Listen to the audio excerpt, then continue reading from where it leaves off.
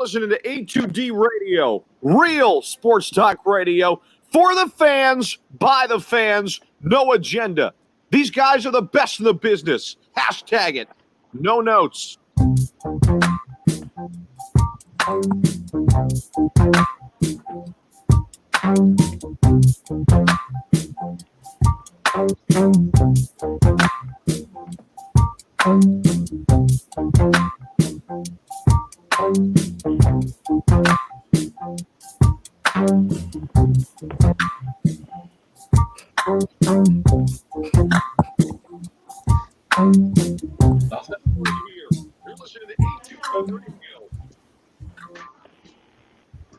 Welcome in, everybody.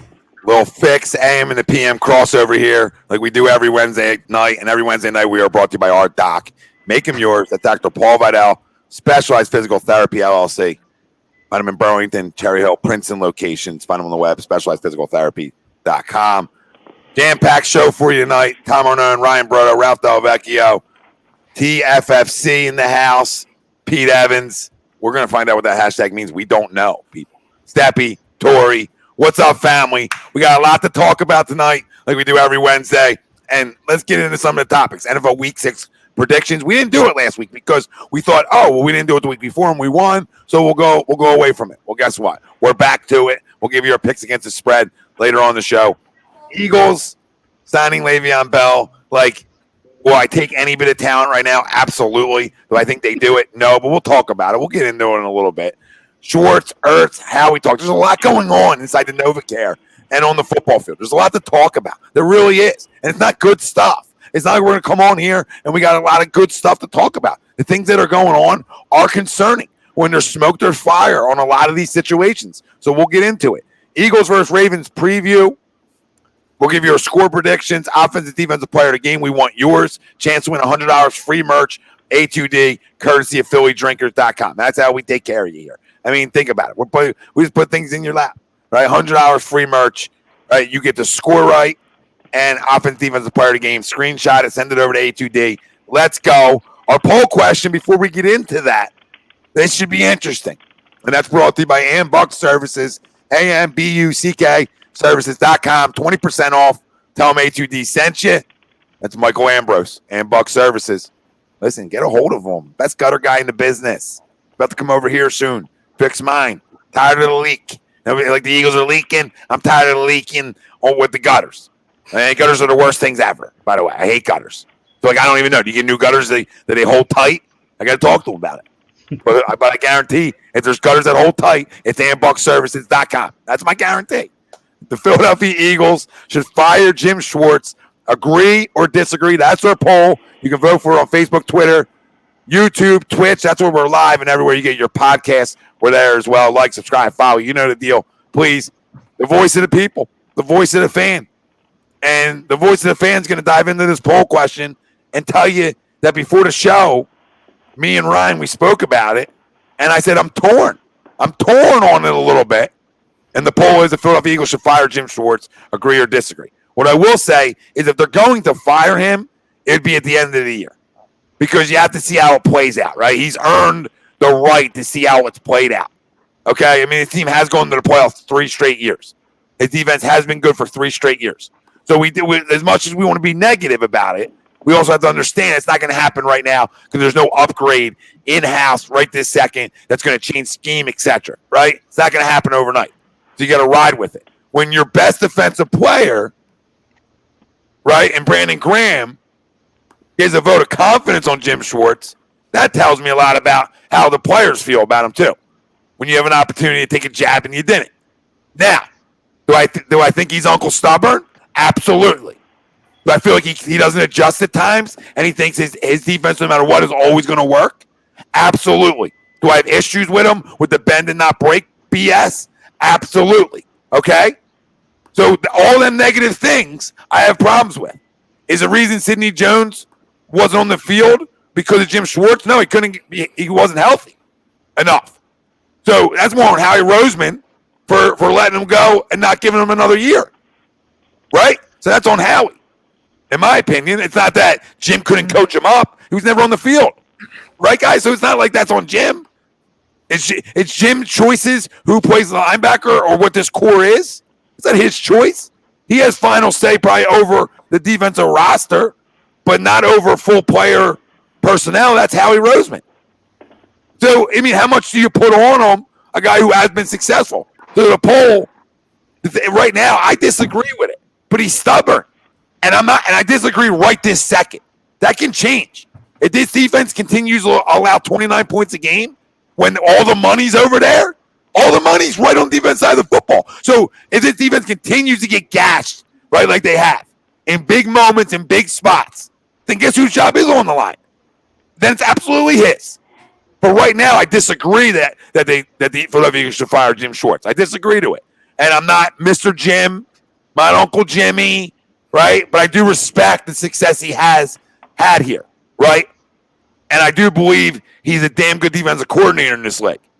And I think he could be even better if he adjusted and he had linebackers.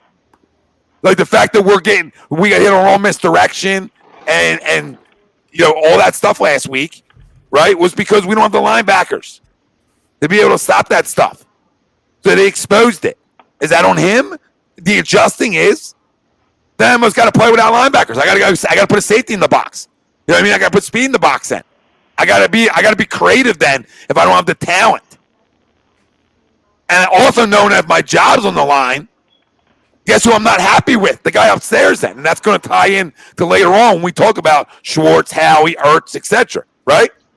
But right now, I think if you agree that he should be fired, I need to know really why right this second he needs to be gone. And why you don't allow a year to play out at least. I need to know that. If you say, hey, if he doesn't get it done this year, he should be gone and we allow 29 points all year, then listen, I'm right with you. But if you agree right this second, I really need to know why. So that's where I stand on it. I want to know what you guys think. And the family out there, please chime in. We'll read off all your comments, questions. If you do have excitement for Sunday, it's still Eagles football. There's going to be some fans in the link, right? Maybe a little energy. And listen, I'm going to tell you a little teaser, but it has to do with your mortgage payment and where I think you should put it on. And we'll talk about that when we give out our predictions in a little bit. It's a little tease. They taught me that. They didn't even teach me. I taught myself that. Nobody taught me that. All right? So, boom. But I disagree. I disagree with the poll of Philadelphia Eagles should fire Jim Schwartz. What do you say? What do you guys say? Ralph? You guys hear me? Shut up, Ralph. Okay, good enough. Sound great. I'll go second here. We're all right.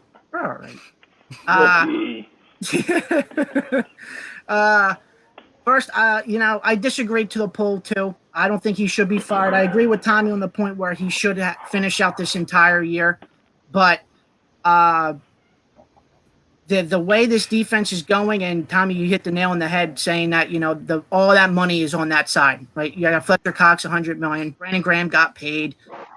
Darius Slay's over here with the new contract. I mean, he's like the only one pretty much that's showing up on this defensive side on the defense. Until this week.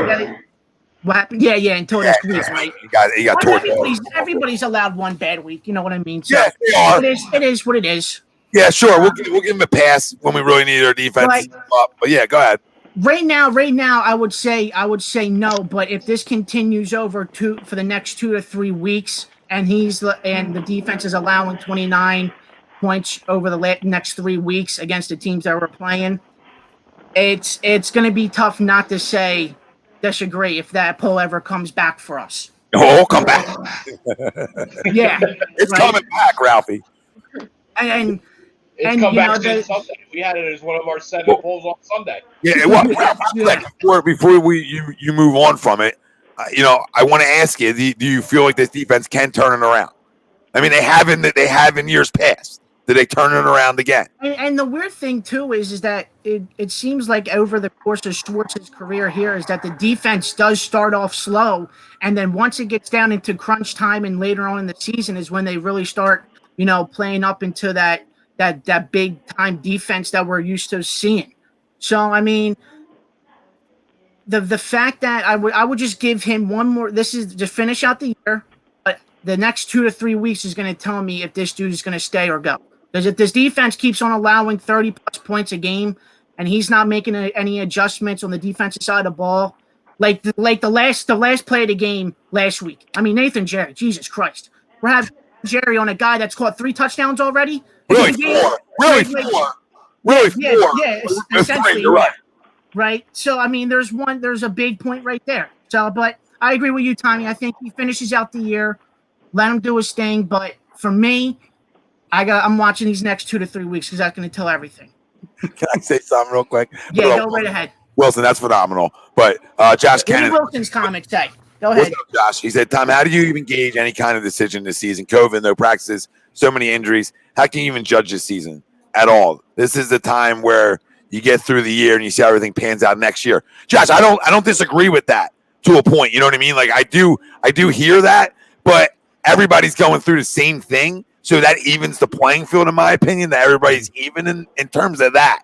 But, you know, how do I judge it this year? The reason there's so much pressure on this year to win and get to the postseason was because, you know, next year you're strapped, right? Yeah, you're pretty much in cap hell next year. Yeah, so that's why, Josh, that like I can't give it a pass. Like if I was a Dallas fan, I could give him a pass, right? Because it's like, hey, Mike McCarthy just got here. Let me see how it works, right? I could be more lean. Yeah. This is a bunch of dogs who've been together. So for 5 years. For 5 years. Now, for the rookies, Josh, absolutely. Maybe, you know, but still there's rookies around the league that just step in and have been balling. So then, you know, how can I give a pass that Davion Taylor can't get on a damn football field when he's a 3rd-round pick? So, you know, most of my energy is towards the general manager. But that's all I wanted to say about that, because I do agree with you to a point, but then I think it evens itself out because everybody's going through the same thing. So the better team is the better team in terms of that kind of situation. But does it affect everybody? Absolutely. I mean, losing practice time, losing chemistry, then things are so important in sports that nobody wants to talk about them things because everybody thinks they're playing Madden. But that I mean, you know, before the playoff game tonight, I mean, Dusty Baker, right? Talking about confidence. This game's all confidence in terms of baseball, right? But and Altuve staying in the same spot, boom, homer, right? So it's like this game is built on trust and trusting your wide receivers for Carson. So do I think that's part of Carson's struggles early on, or because he hasn't had a lot of reps with these guys? Absolutely, right? Absolutely. What is the noise? What do we got? What we got? I forgot to shut my window. Thank you again to oh my dome.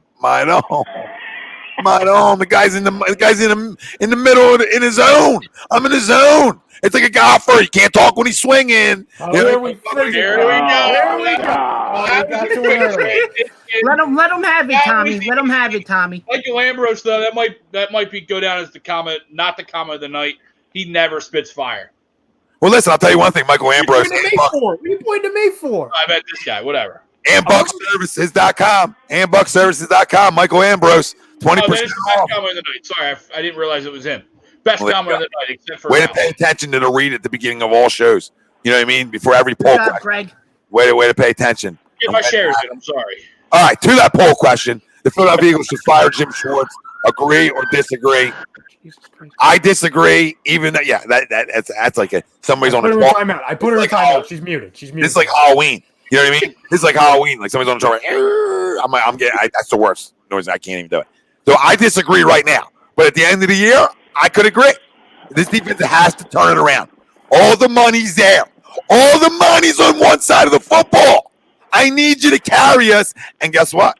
When it ties into that mortgage, they're going to have a big part of that mortgage talk this week. Got a good feeling. All right. Rye, you going next? Agree or disagree? Yeah. Family, what do you guys say? Let us know. So, like Tom said earlier, you know, him and I were talking briefly right before the show, and it's tough because you look at it, and I've never been a big Jim Schwartz guy, period. You know, even going back to that Super Bowl season. And granted, this guy has a ring. You know, a lot of people were saying the only reason why he still has his job is because of a ring. You know, and there's been so much discussion about, you know, should he still have a job at the beginning of this year? And it seems like it's been kind of the anti-Jim Schwartz kind of party the last handful of days to weeks, which is completely justified. And, you know, if the poll was, you know, do we believe Howie is going to end up firing Jim Schwartz or Jeffrey's going to fire Jim Schwartz, you know, sometime within the next calendar year, you know, I would say I agree to the poll. The only reason why I'm going to say I disagree to the poll right now, it's just because of this reason. I don't believe if you fire Jim Schwartz, let's say 5 minutes from now, this defense all of a sudden becomes lights out like it should be. And I say that because of this reason. Number one, any interim guy, and I know people were saying, oh, bring in Dan Quinn now that he's fired. Do you really see? I mean, listen, Howie Roseman hasn't made any rash moves to bring in a backup running back, a backup anything, another linebacker. Do you really think he's going to make a move to sign a coordinator midseason? No. He's not going to. So if you fire Jim Schwartz, you're not going to get a hotshot hire to come in and revitalize the defense, revitalize the season, starting next week. He's not going to change the scheme. You're not all of a sudden going to go out and trade for 3 more linebackers and launch Nate Gary into the sun. That's not happening. Do I want it to happen? Yes, but it's not going to happen.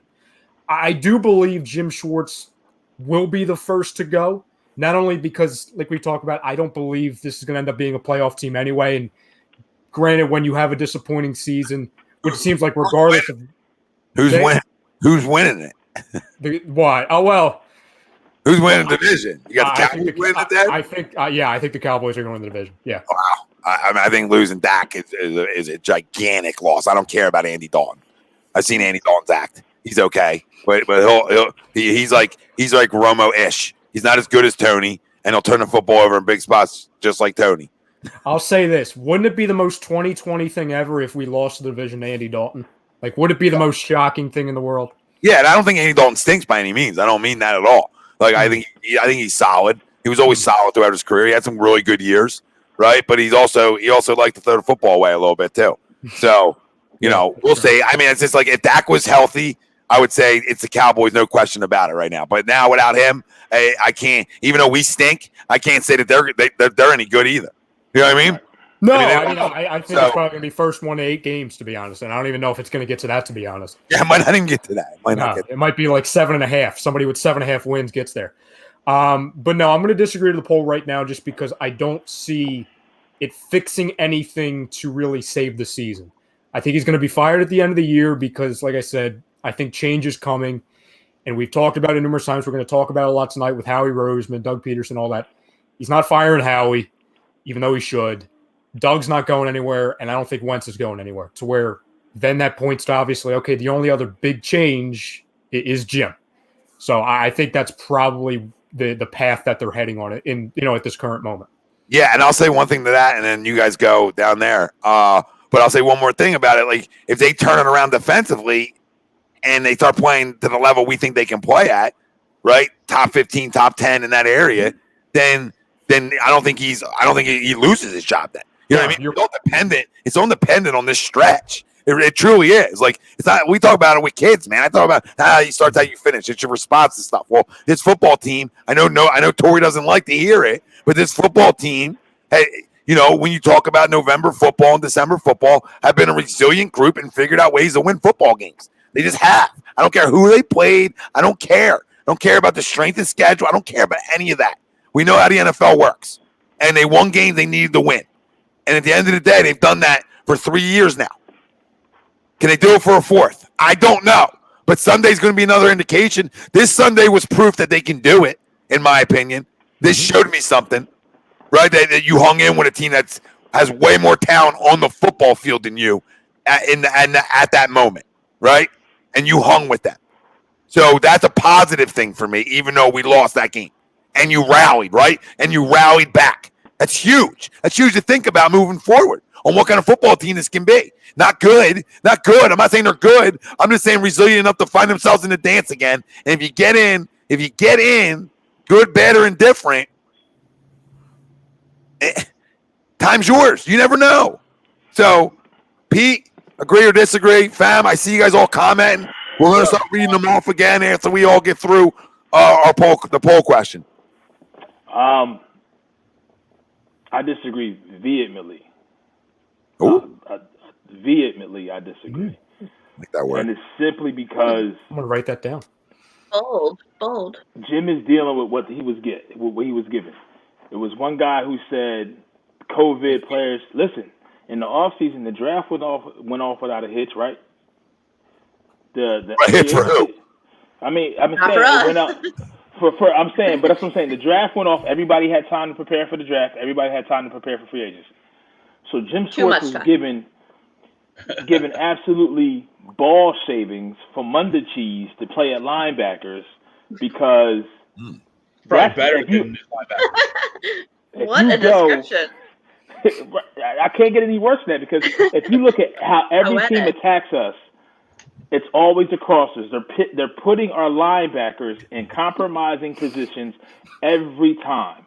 Every time. That's not Jim Schwartz. He can't hide Nate Gary. He can't.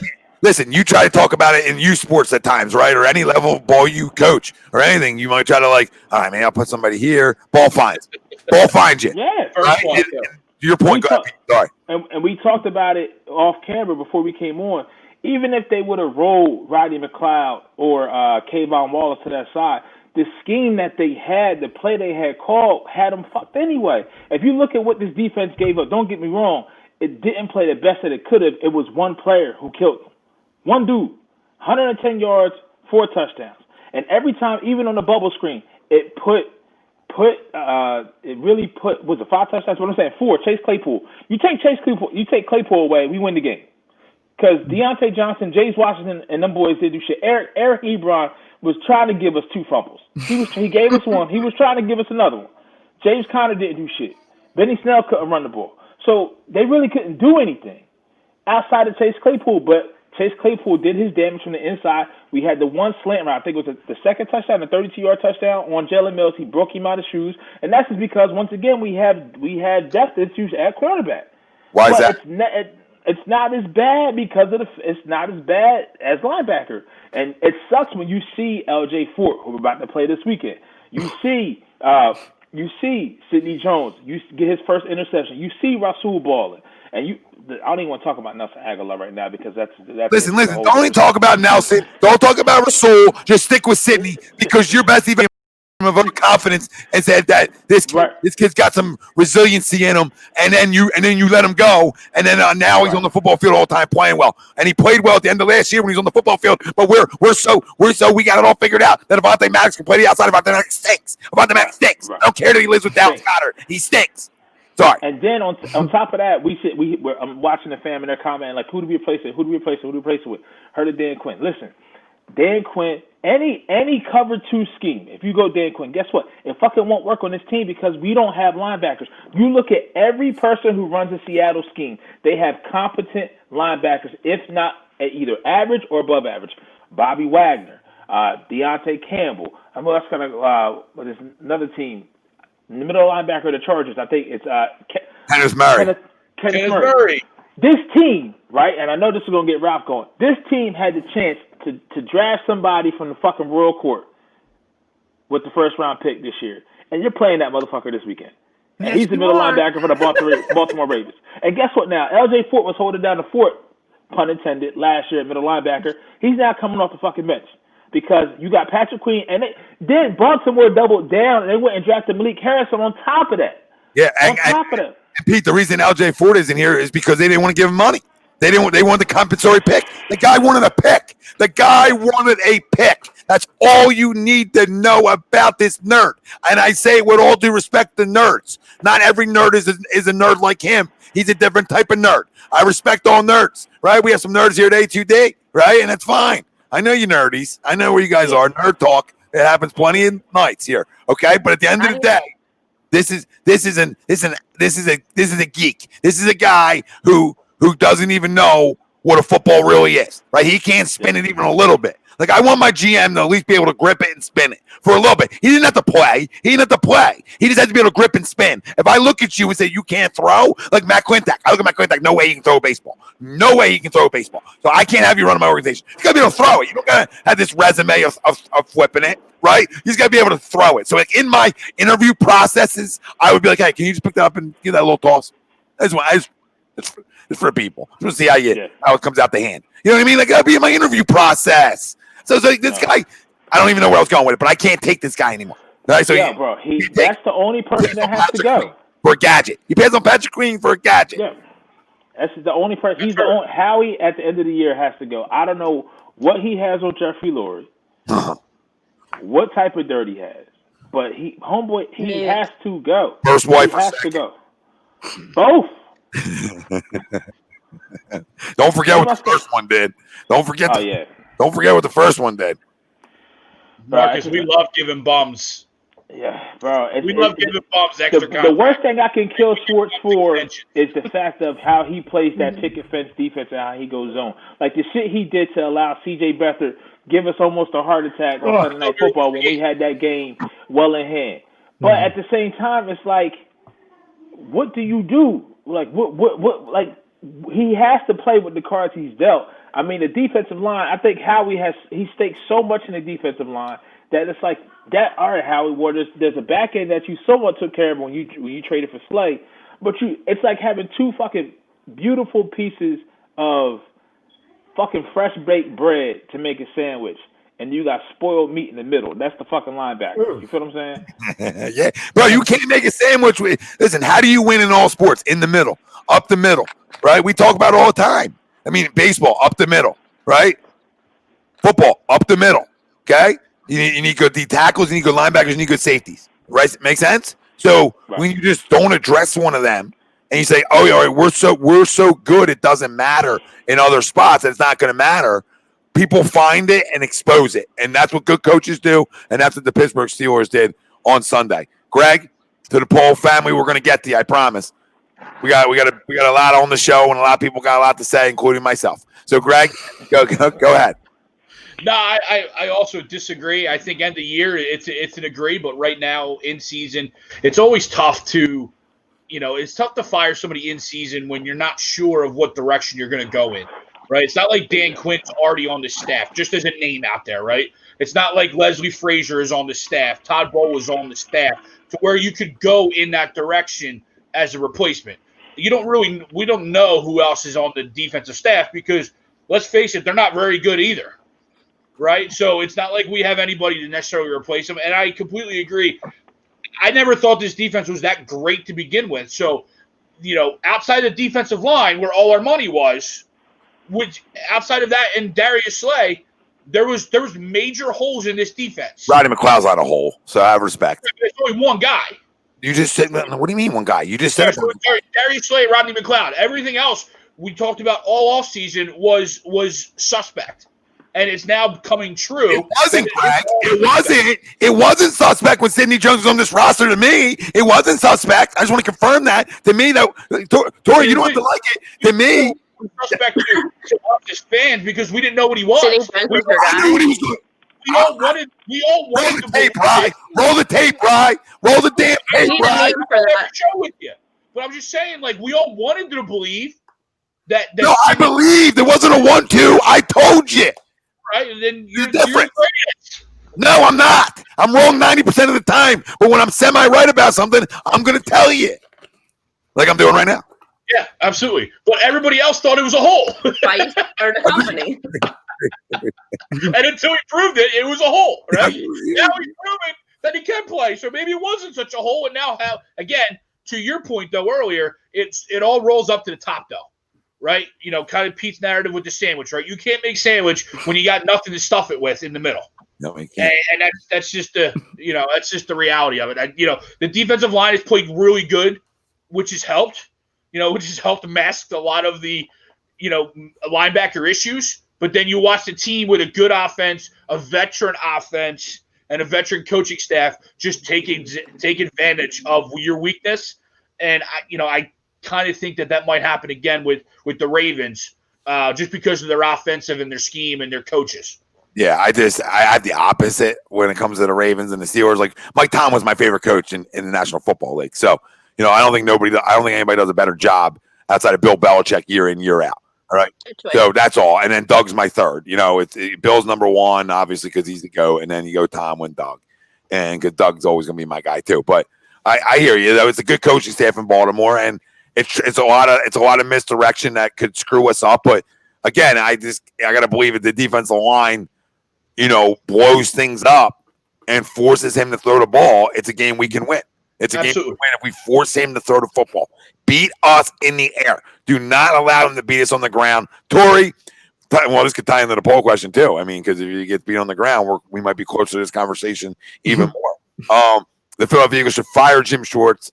Agree or disagree? Tori, let us know. Family, let us know. We're going to get to the comments. I'm going to spitfire through them. I promise. So the poll doesn't specify whether it's tomorrow or at the end of the season. But I'm going to say either way, I'm going to agree to the poll.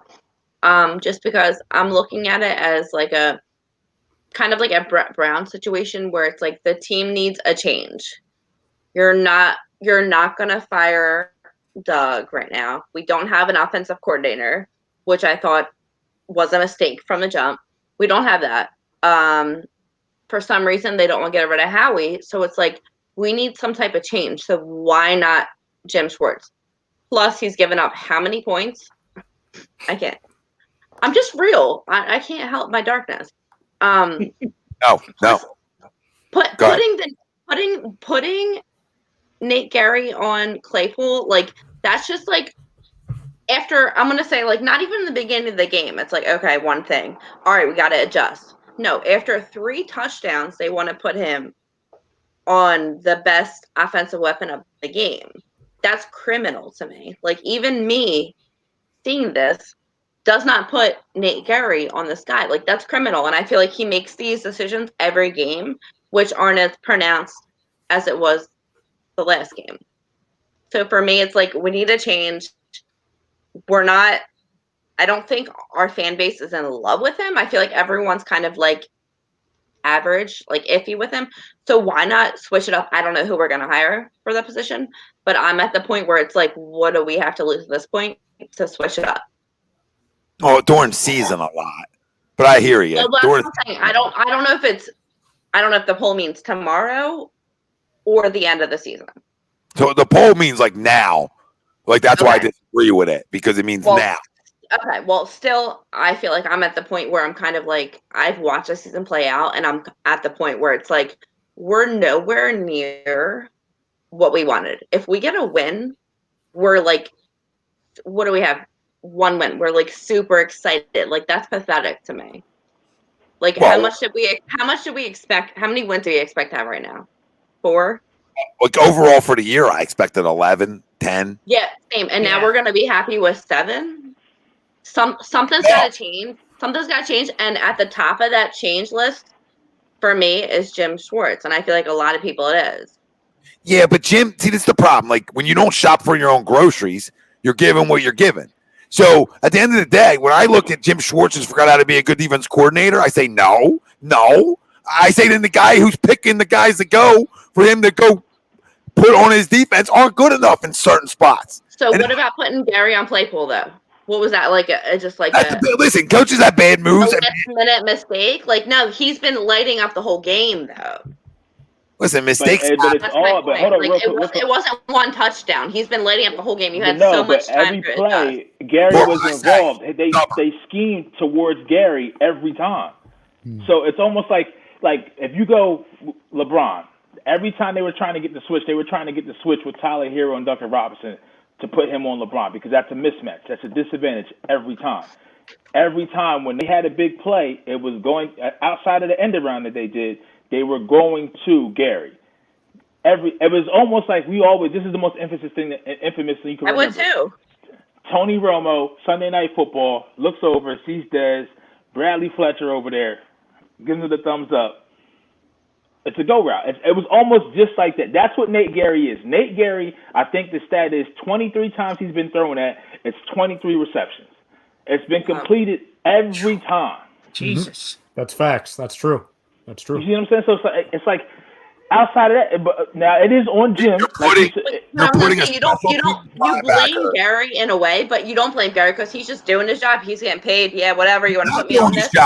That's the problem. He's not doing his job. He's still getting paid. He's doing the best he can do. No. That goes on the general manager, though. Tor, that goes on the general manager. The general manager and the coach. No, because what's the coach going to do if the guy can't play and that's the best of the worst because the whole court stinks? Try someone else. Who? Someone else. Who? Anyone. I mean, I hear I'm you. not available on Sundays. Yeah, Ralph declined the signing. He said he's not available on Sundays. It's just bad. Listen, it's a bad core, and when you have that much of a weakness in a spot, good teams expose it.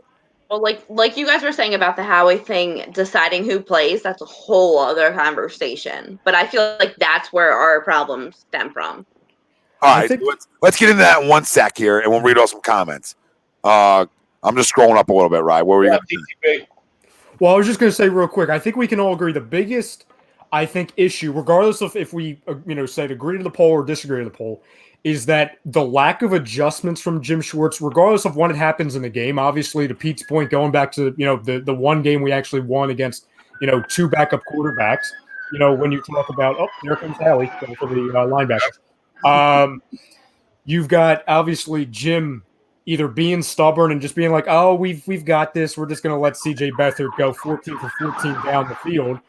Or you look at, obviously, this past game, this Sunday, to where, and obviously we're driving back from, Ocean City, so we were just listening to it. But the defense got off to a really good start. They got to Big Ben. They stopped the run. They stopped the pass. And then what happens? And people all on Twitter is like, what happened to the defense? Well, we know what happened. Mike Tomlin. Tom, we all know that, I think we're all big Mike Tomlin fans here. We talk about how he's a good coach. He makes adjustments. Jim failed to make any adjustments, or at least the necessary adjustments. And part of that obviously goes on him. But I think to Tom's point, and we'll especially visit it with the Howie discussion, when it's so bad, and this is the other thing I can't stand with Jim, regardless of if it's true or not, for him to be saying the rookies aren't ready, and part of this is on Howie, because Howie's the one getting them.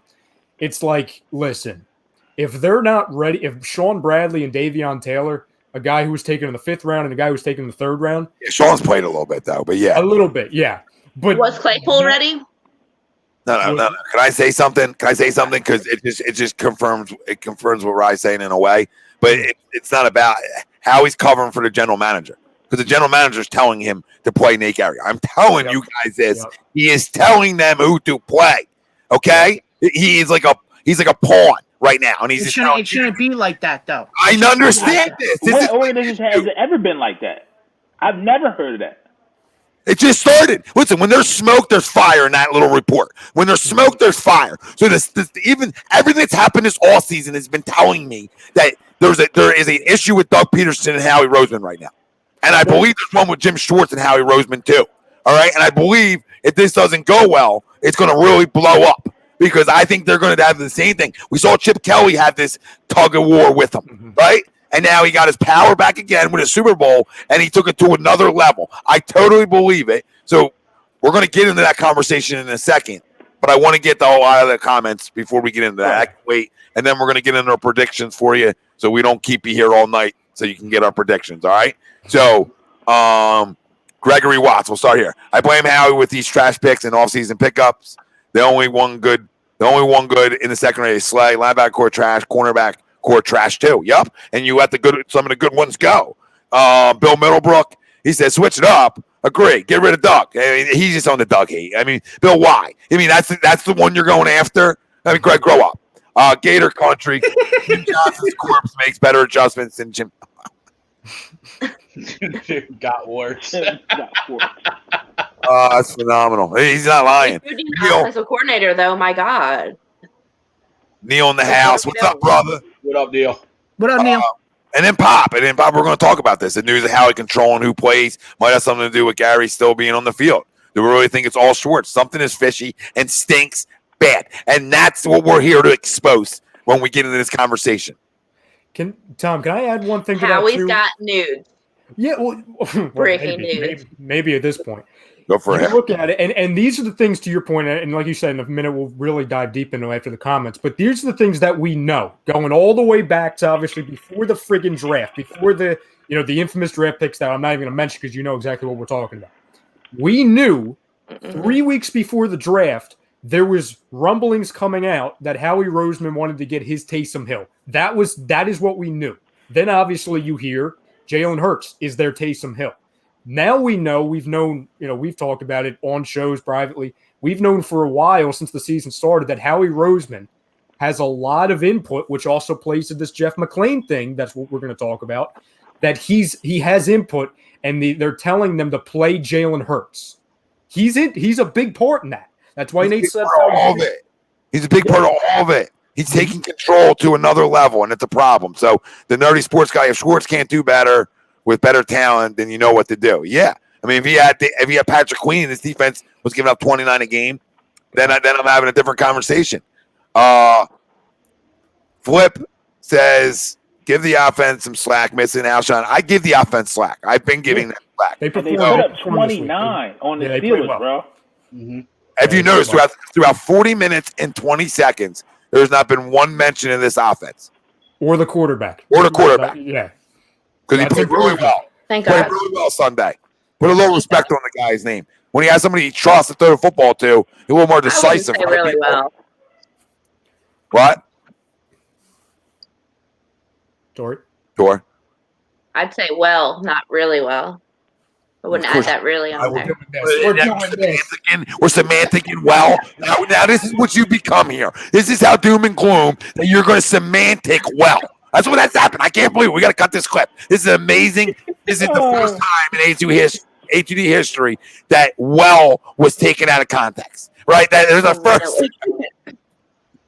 I'm just saying. All right. I'm not negative. I'm real. You're not negative. You're not negative. I'm not negative. I'm real. We just did the whole. We said well, and we didn't even talk about it. We didn't go on parade. He accentuated the really well. I'd say well. God damn. I'm gonna say well. I'm not gonna say really well. All right. And I'm a Carson Wentz apologist, and that's me saying that. You know, that's so wellish. We'll go well. So we'll meet in the middle. Don's gonna write my memoir, my autobiography. This is what Bill makes me want to drive to his house, right? Like we'll have a slap boxing match and then have a drink together. But this makes me want to drive and get up in him and have a conversation because what's the loud have to do with it? I told you 5 years ago, Bill, or however long ago you started listening to us. I said from day one, I'm not in this like I'm in a church or a library, babe. I'm in this for emotion. Like sports is emotion, and if you don't got it, you ain't built for it. So if you don't want to come on here and not give you all I have, then I'm doing everybody a disservice. So you can think loud makes you think that now I want people to think I know it all. I don't know it all about nothing. I just enjoy sports. I love talking about it. So if you take loud the wrong way, then you're an issue. All right, and you're soft because that means you don't have an argument. It means you want to deflect. What has Doug Peterson done deserve to get fired? I don't know where he's getting that from. I don't think you're being loud at all. You fucking tell me, Bill. What is Doug Peterson done to get fired? Let me give you the other side of that, TA. So, Bill, I usually ride with you, Bill, but look at Frank Wright, right? Look at what Indianapolis did. And he's doing an okay job, but he fucking has Chris Ballard. Chris Ballard is here. Howie is here. Go back and look at how the Colts have drafted the past 2 or 3 years since Frank Reich has been there. They have a fucking complete team. When Frank Reich first got there, their defense was trash. It was ass. They drafted Darius Leonard. They drafted Malik Hooker. They had key acquisitions, Justin Houston. That defense is one of the top 2 defenses in the league right now as we speak, and they didn't start off like that. You tell me something on this team since Howie has come back in his second regime that was a weakness that is now a strength. Don't worry, I'll fucking wait. You're right, Pete. I'm laughing at TTP. What's up, my brother? I mean, listen, me and Bill are close. So when I'm close to you, that I'll give it even a little bit louder. Because if you take it personal, then again, you're playing with kittens, babe. You ain't playing with dogs. You don't got dogs in the house. You understand? And if you do, it's probably not a male dog. You know what I mean? It's probably something scared of its own shadow. Could be a male dog, scared of its own shadow. You know. You need some one of those purse dogs. One of those you need some toughness. All right? I don't like this out of you. This dog hate. Revisionist history. Look at what Jim Schwartz did in the 17-18 win. People wouldn't say that Michael Kendricks was a top-tier linebacker. They wouldn't say Nigel Bradham was a top-tier linebacker. Look at what we had at corners that year. And look, when he has something that's serviceable, right?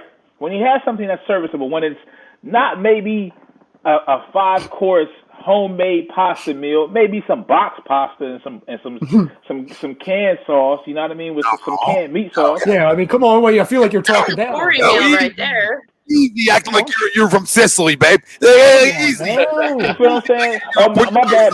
My bad. When you talking about the gravy, you know what I mean? The actual gravy, when the red gravy. But when he has something that's fucking plateable and palatable, he makes it work.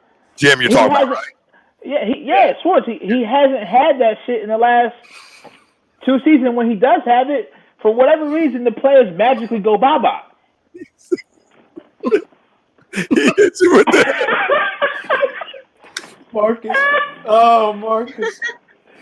Oh, shit. That's a great one. Look, capitalize. Stop capitalizing. You understand? Capitalization makes me think you're talking down to me, right? So I take it like, you know what I mean? If it's like, if I don't understand the words that are coming out of your mouth, I take it as disrespect. It's the same thing with capitalization to me. When you capitalize shit to me, it's like you're talking down to me. Bill, that's what drives me crazy. Don't talk down to me. I don't agree with you. You don't agree with me. This is agree to disagree radio. Who cares? All right. At the end of the day, have your opinion. I just fully and totally disagree with you. All right. And I think you're dumb for saying it with all due respect. It means I said that, I can call you dumb. That's how it goes. So I love you again. Now, unless you want to have some positivity on a way we can find a way to win this week, let me know, Bill. How do we win this week?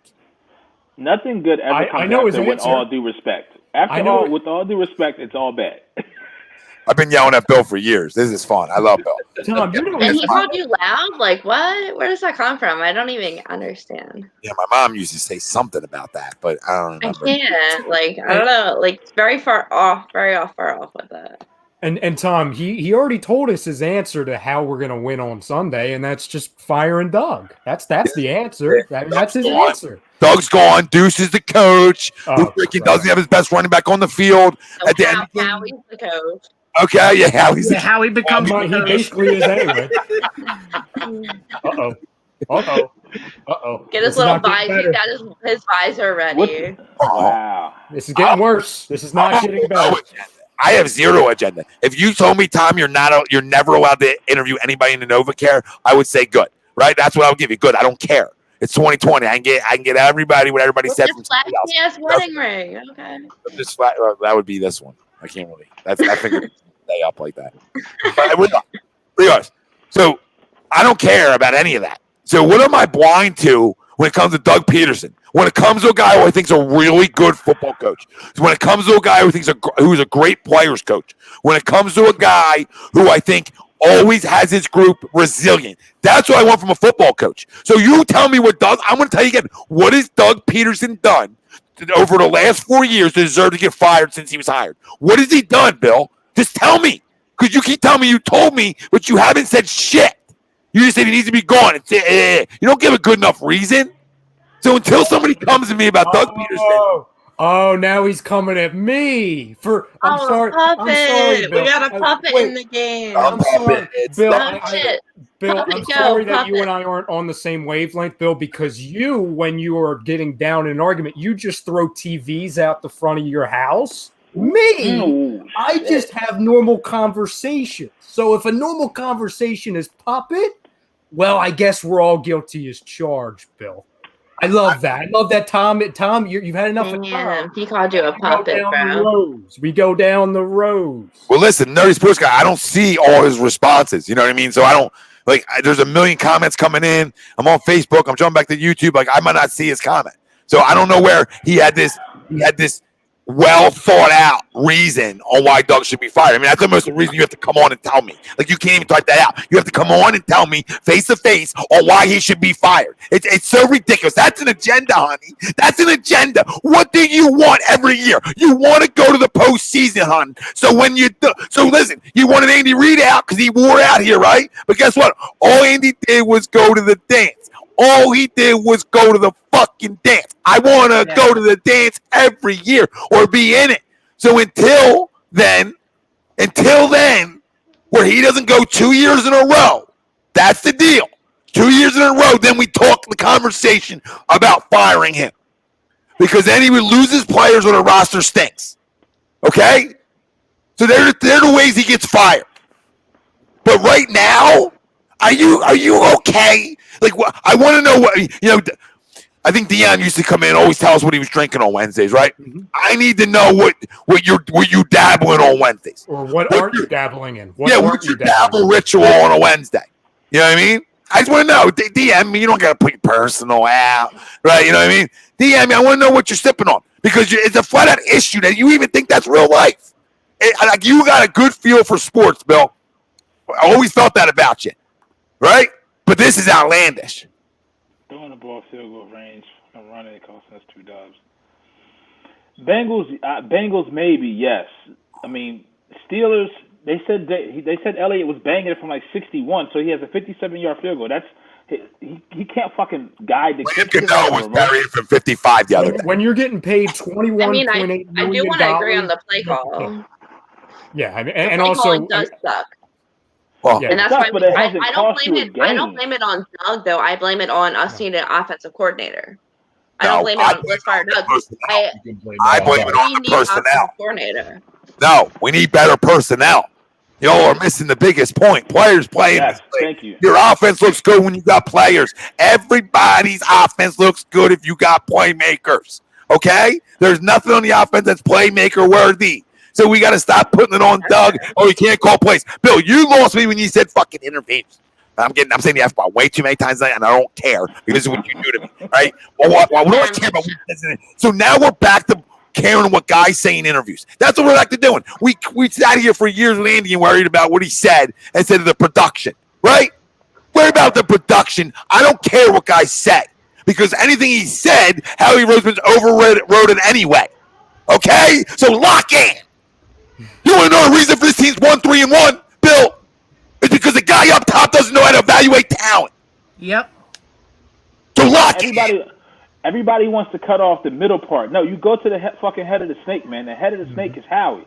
That's where you start. It's really on Laurie to do it. I mean, and listen, Thomas Dimitroff got fired. He took the team to the Super Bowl. There's other candidates out there that want this job. Howie just has a stranglehold, and what happens is Howie's a spoiled brat now. Once again, I mean, he's the kid who knows he has all the power. He won't get in trouble for doing it unless he does something bad. Unless he does something astronomical and gets caught with his pants down, he knows he's not going anywhere. Jason, there's no chill pills, Jason, when you're talking about firing the head coach of a football team who's going to the postseason 3 out of 4 years and won a Super Bowl. 3 out of 4. So that's all. Ultimately, if it's at the end of the season and there is a rift between Howie, Doug, and Jim, who does Louis side with at that point? Because this is different than Chip. Chip had no credibility at that point. No. Does won you a Super Bowl. That's a whole different ballgame if you're the owner of the Philadelphia Eagles. Pete, I'll tell you this, and tell me, fans, if you guys agree with this. The only way Doug gets fired at the end of this year, in my opinion, and I get it, he's not booked up. You know, they have to still give him an extension. I understand that. Is if there's things that come out with the players that it says Doug Peterson lost the players' respect. No, you know never. What I'm saying? And I don't see that happening. And I don't see that. If they don't win another game the rest of the year, that won't be said. I promise you that will never be an issue for any roster that's put together here if guys will run through a wall for him. All you ask from a manager or coach, etc., is for your players to run through a wall for you and for the guy next to them. And if you get guys buying into that, you win a lot of football games. And they have. Did Zach Ertz look like he wanted to run through a wall on Sunday for you? Zach Ertz he's watched. He didn't look like he wanted to run through a marshmallow. Listen, that guy. He's old. You think that guy's invited anywhere? He's you think not he's invited to team parties? You think he's invited to team parties? I mean, he ain't invited to team parties. Nah. I mean, it's soft. I'm just making conversation here. I love Zach Ertz. Okay, I love Zach Ertz because he's been tremendous for a while. So I'm going to put respect on his name. But what I saw Sundays, I love players that act like they want to fucking play. Yeah. Like there's other guys out there that would probably want to play and play harder and go after footballs, right? Or at least like sell that you got blown up trying to go for a ball that should have been illegal contact. Sell it then. If you're not going to run through it, then you sell it, hon. That's how it works. It's not like Floppadopoulos. This is football. He's straight up running through the motions. Like he's not himself. He's not any player that wants to be in that. Watching Zach Ertz last week and going through, the replays when the ball was thrown to him, it looks like he didn't even care. Nope. It looks like he was lollygagging the whole entire route. Didn't care. Didn't give two shits. I think, and I agree with you, Pete. I think that dude's checked out, man. I think he's done. He's mentally gone, and he needs to be going at the deadline. Well, So when you say Doug makes people want to run through a wall, I'll bring up Zach Ertz, who should be our number one offensive player. So what's gone wrong there?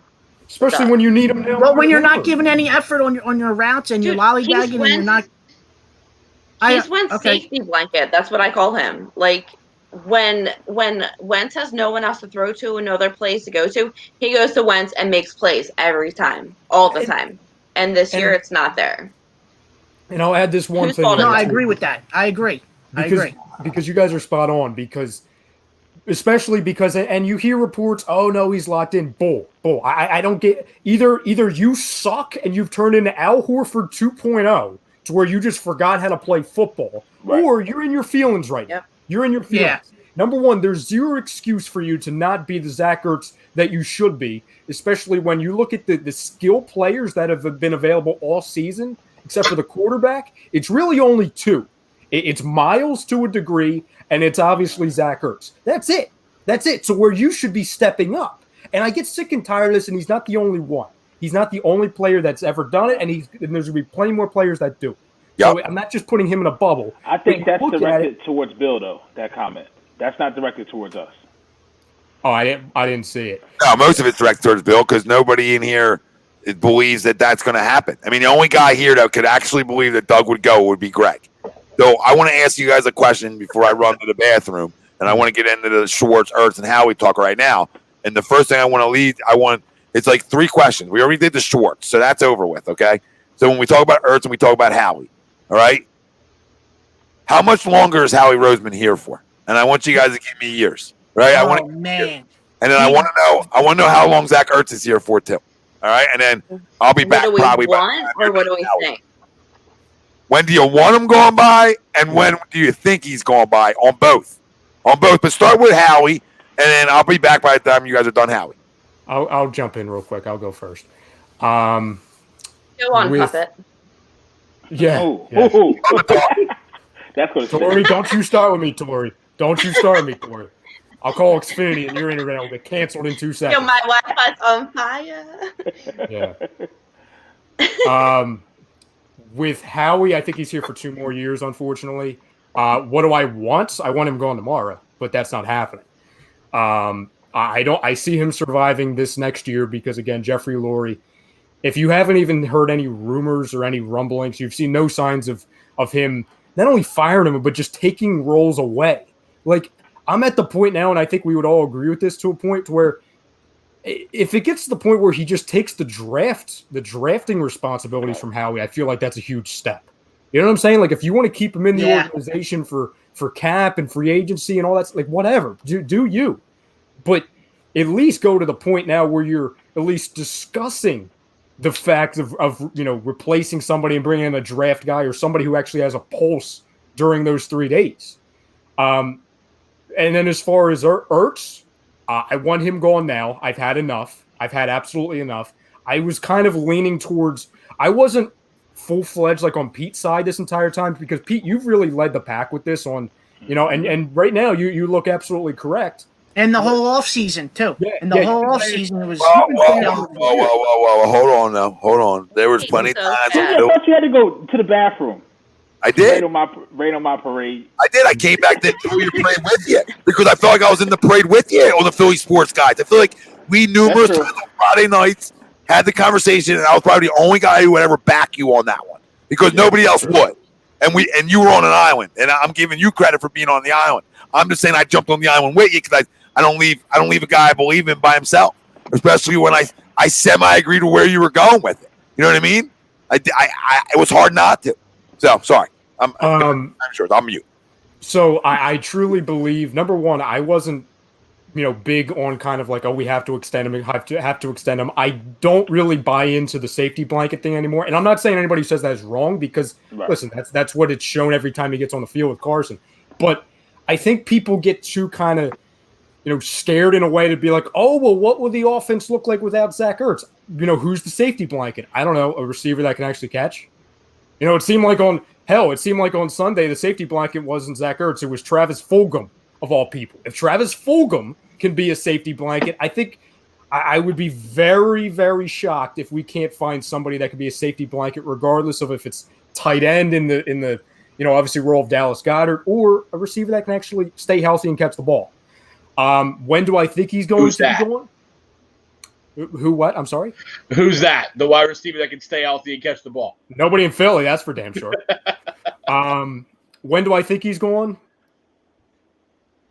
Honestly, the way I think he's going, somebody from someone else's practice squad. Yeah, I think he's going in. I think he's going by the deadline. I truly do. Wow, really? Yeah. Yep. So, I mean, the way he's playing, like, there's something going on that we don't know about. He's in his for feelings. Sure. He's in his feelings. So I mean, that's cool, but when I think it has more to do with than what we know about. True, but at that point, then you in 2020, you have the ability to be able to go to your GM or to your coach and say, like, yo, I got some ish going on, and nobody's going to really fault you for that, especially when you're not giving us that on the field. Now, it also is a little bit of what defenses are doing to him as well. They may be doubling him and things of that nature, but we always seen that last year, the last 4 games of last year, he was taken away. He was the number 1 target. He didn't play this bad. You know what I mean? And it's just, I don't know, like mentally, he's just not there. So to kind of, they're overdue. Both of them are overdue for me. I've always said Howie gets my fandom on a year-to-year lease. Year-to-year lease. That's what Howie gets. And he hasn't had my fandom for the past couple years. And Ertz, you are all know, I've been driving that Ertz train all off season, going back to 2019. And the only thing that sucks about it now is what he's giving you. I don't know what value you get for him. And he does have a big cap hit, but I'll say to the people who, like Ryan, what you spoke about, the people who in this area say, well, what about this? What about this? What is it going to look like with this? What did the Steelers do when they let go of Antonio Brown and Le'Veon Bell Walk? They reloaded. You see what I'm saying? Just that's what. It was the system. It was the system, right? Yeah, Pittsburgh just rolls out 1,000-yard running backs and wide receivers. And wideouts because of that. Right. I mean, but you see this all the time. Like, you see teams just say, you got to move on. And the one constant, the person who can't do that, it all goes back to this fucking dude is like Darth Vader, bitch. He's like Emperor Palpatine. But Howie Roseman, bitch, with that bitch just sitting there with all the juice. He got all the force. And I don't know who's going to usurp him. I don't know how. I don't see how this gets better before it gets absolutely worse with the burning down. And I think, and I said this last week, 2 weeks ago. What I saw out of Wentz in San Francisco, and what I saw out of him Sunday, he's starting to get back into that 2017 type Wentz. And if he does that, it's a fucking problem. But with that being said, like, you gotta, like, I agree with Tori. Like, you gotta agree. Like, Ertz is here. I may not like it, but be Ertz that you were from 2017, 2018, 2019. Don't be this dude, because listen, you know we need you now. You know what I mean? Goddard's out. We got Richard Rodgers. We need you. You get blown off a route like that, you just lay down like you a soft pool noodle? Like, come on, bro. You can't. I can't do it. I can't do it. And I'm somebody that defends, like, Ertz. If after all these times, even in the past couple of years, he makes all the catches, he gets yards, but he doesn't get yards after the catch. Everyone wants to complain about that he's soft. But guess what? He's still catching the ball. So that's why I always defend him, because he's still getting receptions. He's still getting first downs or getting close to a first down. But this season, he's not even catching the damn ball. Like, you see Wentz throw, and you don't even know who's off. Is it Wentz or is it Ertz? But it's both of them just completely on different pages. And you don't know who to blame at all. Actually, when I think about it more, I don't know who to blame. But, like, that's a problem. Like, and that should be the top of the problem, because they were the only positive part of our offense for a long time. And Brent, You're muted, Tom. They're the reason we got into the dance last year. You know what I mean? Because them two offensively. And for him to disappear means he's worried about money. And he's worried about the things he can't control. You tell athletes all the time, control the controllable, right? You know, you can't control the things you can't control. So you're blaming it on Ertz? Absolutely. Because listen, perception's reality. Perception's reality. So when the perception is you don't want to be there, and it looks like you want no parts of playing, that becomes reality. Like, whoa. When did this start? So you have an issue with Howie too, but you're letting it carry over to Sundays, right? Yes. Sundays is about playing for the guy next to you, right? You play for the guy next to you on Sundays. You don't play for up top on Sundays, right? That's 101 inside locker room talk. All them guys talk about that. They're playing for the guy. They're playing for their teammates. So when you don't show up for your teammates, that's an indictment. That's an indictment. I'll let it go one time now. But you need to now step it the heck up. Because now I got a short leash with you. A guy I love and defended, but also agreed with Pete. Get him while the value's high. But this is unacceptable. Well, my thing with Ertz is too, you think everyone's like, oh, he's upset about the contract. Okay, but if you want to go somewhere else, you still want to show up and show out to get the best deal you can get. So my thing is, why is he not trying when he needs to play his best to get a good contract somewhere else? Because this is what these athletes do. That doesn't make sense to me. Well, and especially all offseason, you heard him talking about, especially when you saw Kittle get his money, and then him saying, I want that kind of money. And then the past 5 weeks now, you haven't shown that you're worth that money at the end of the year. Yeah. Don, it doesn't make sense. He wants George Kittle money. That's my robot all of a sudden? No, who's growling? It sounds like a monster. Hello? Am I good? Hello? It's Zach Ertz of Christmas Past. Yeah, I love him to show up on Sundays, to be honest. Of seasons past. Yeah. Zach Ertz Ghost. Yeah, he wants Kittle money, and that's a friggin' joke because the guy looks like he's going to end up being first off way older. Number 2, can't move. Number 3, can't block. Doesn't it make you want to play harder though? So it doesn't make sense as to why it's he's pettiness. playing like shit. So Tori, what do you think it is though? If you had to put, that's why I don't know. That's why I was asking. Is it Wentz? Is it Ertz? Is it just a combination of Wentz isn't playing his best and Ertz is annoyed and they're just off? Because it doesn't make sense to me when you want to play your best, even if you want to go somewhere else, you want to play your best, right? Yeah, but players do that all the time, right? They hold out or they don't play well because they want to stamp their feet and prove their point, right? Zach Ertz has value throughout the league. We might not see it in trade value, but another team's going to value him as a number 1 tight end and pay him if they want to give him his extension. They might not pay him that. But someone's going to want him just based off of what he's done in the past, regardless of how this year looks. Because everyone's going to think, I can make him better. All right, I can change him. Right. I can get him to do this. I can get him to do that. That's just the way. You still want to catch maybe 2 receptions a game, though. Jesus Christ. There's no question. It just still doesn't. He had $14 million for two receptions a game, though. That's what I'm saying. He's not even having that. So, but that's why you don't understand because you expect guys to play up because they want money, right? Sometimes because it's such a mental game that you feel so disrespected. And this didn't just start. It started after you were a Super Bowl hero, and then they drafted your replacement in the second round that year. You just were on Broad Street and your replacement was picked. I understand it's pro sports, but guys get up in their feelings. All right? He seems like a guy to me that would get up in his feelings, and that's okay because he did. And also, Tommy, going back on the disrespected thing, I mean, you heard all season them going back and forth with the contract, and then, the last talks they had is that the Eagles lowballed him a little bit, and maybe that set him off man, I did so much for this team, and the team that I got drafted to doesn't see the same as me with the. They don't value me.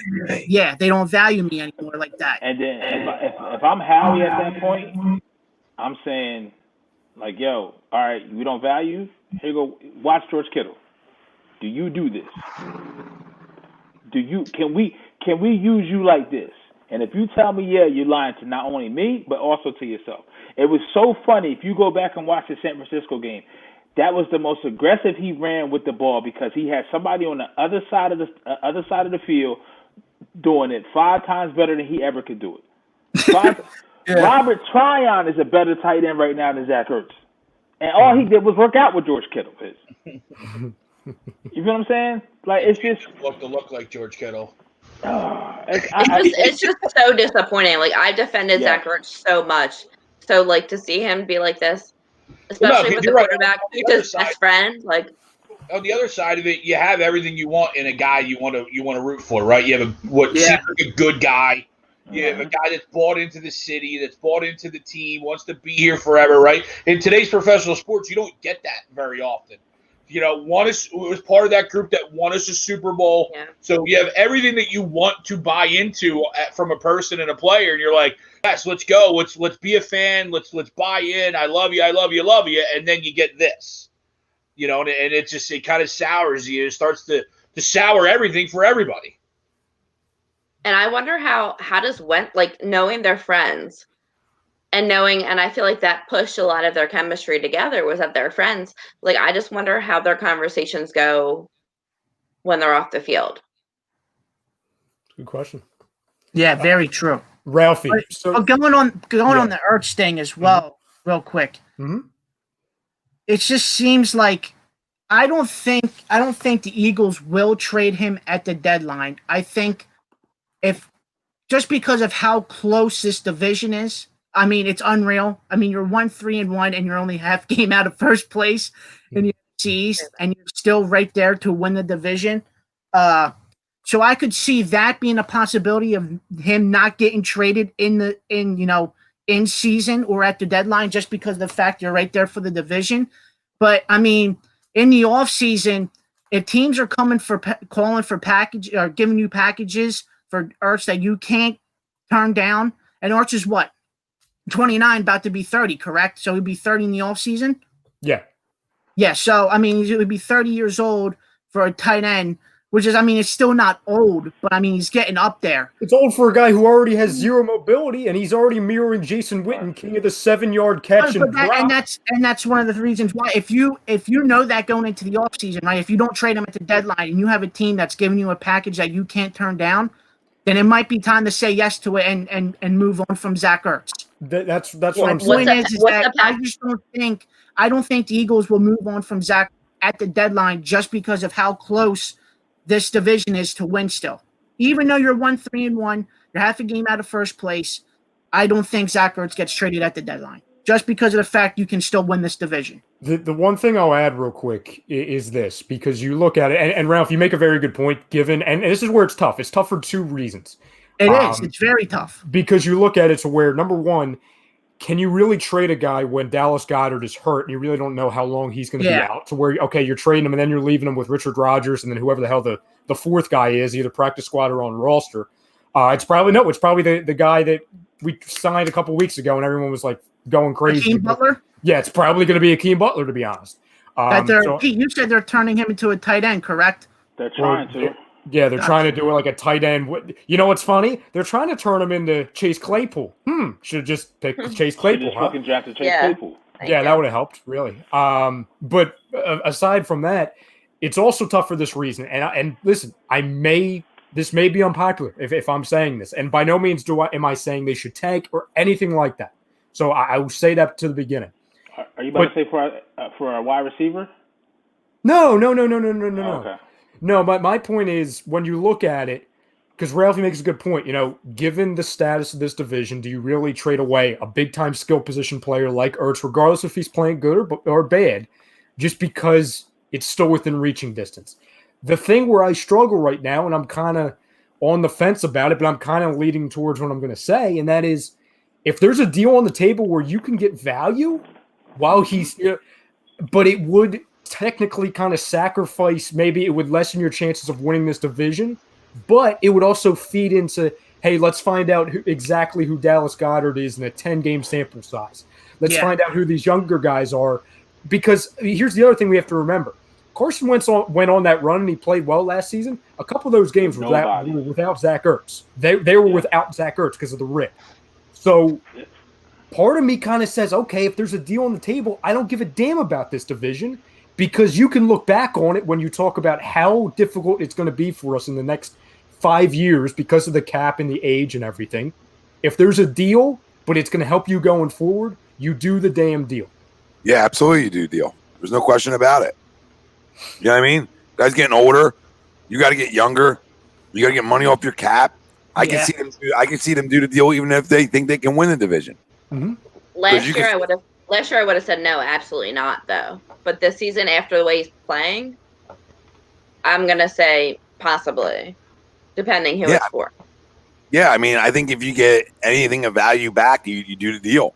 You know, even though you don't trust your GM to make the picks, you still got to do it because you need to add that youth. You get that youth movement. Yeah. You need players who can play. So you Plus, need to be able to hit. Goddard is a stud, like legitimate. Like I think he's going to be a stud for a long time. I knew Goddard was the shit in Dallas when he took the hit and kept running. Yeah. That's all I needed. That's all I needed to see because I knew at that point Ertz would never, ever, ever, ever, ever give me that. Nope. And that one instance. So this is the thing. We sit here, we talk about it. The J.J. Arcega-Whiteside and DK Metcalf argument. J.J. came out as a more polished wide receiver coming out of Stanford. You can't get that and make it more athletic. DK Metcalf have shown you speed, size, hands. I can learn how to route run. I can refine that. I can't take JJ and make him turn that 4.5 into a 4.3. That ain't fucking happening.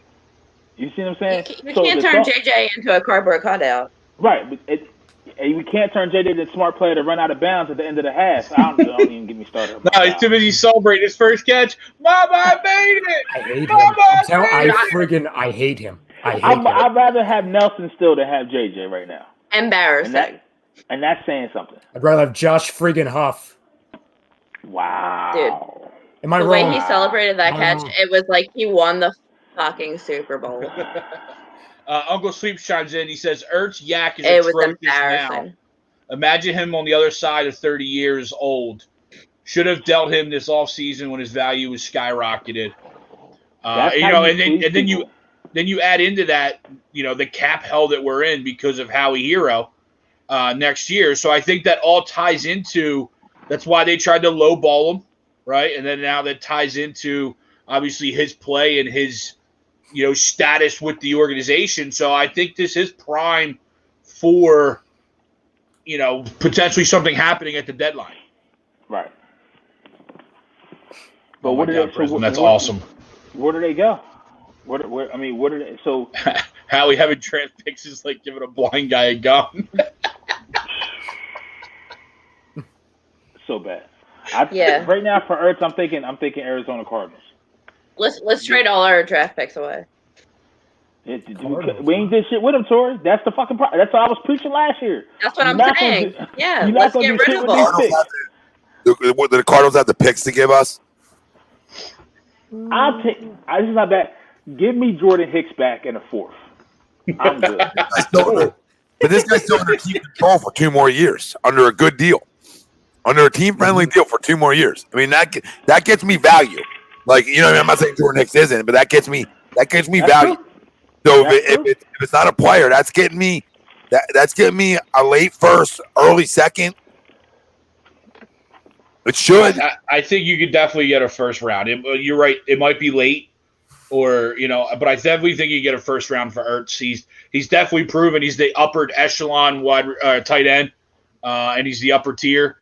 And again, I don't think it really matters. It definitely doesn't help that he's sucking balls right now. But I think around the league, he has pure value everywhere else. All right.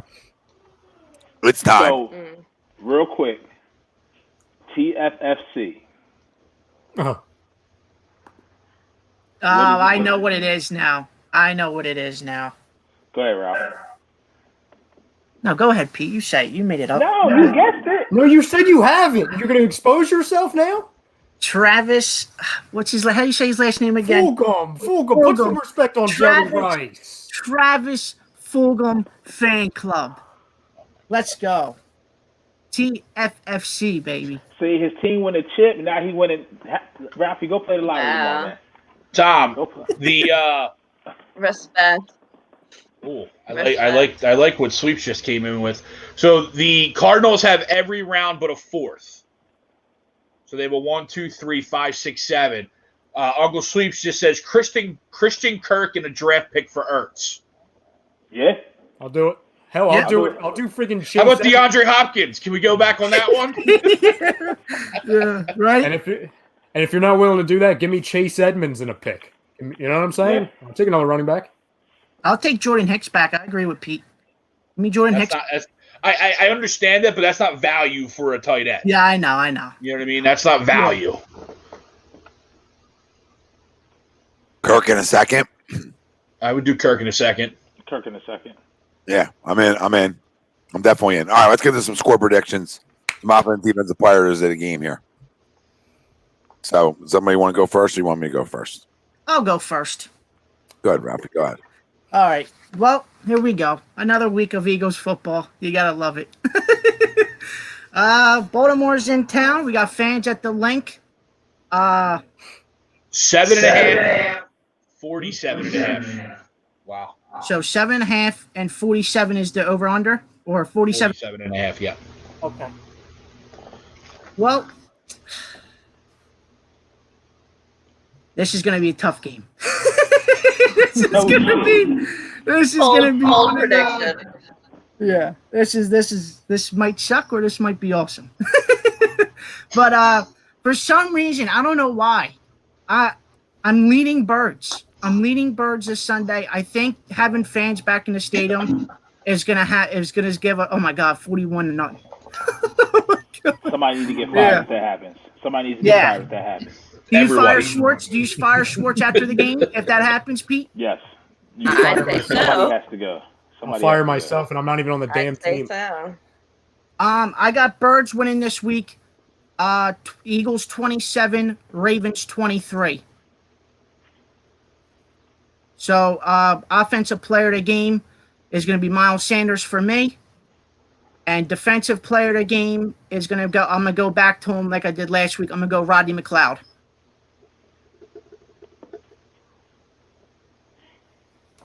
Jason, who you got winning? 42-17. Who? Who do you think? Yeah, I'm about to say with that type of score. I just want to make sure he's seen. I hear you.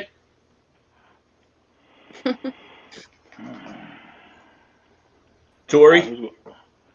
Yep, I'm going to go next. All right. So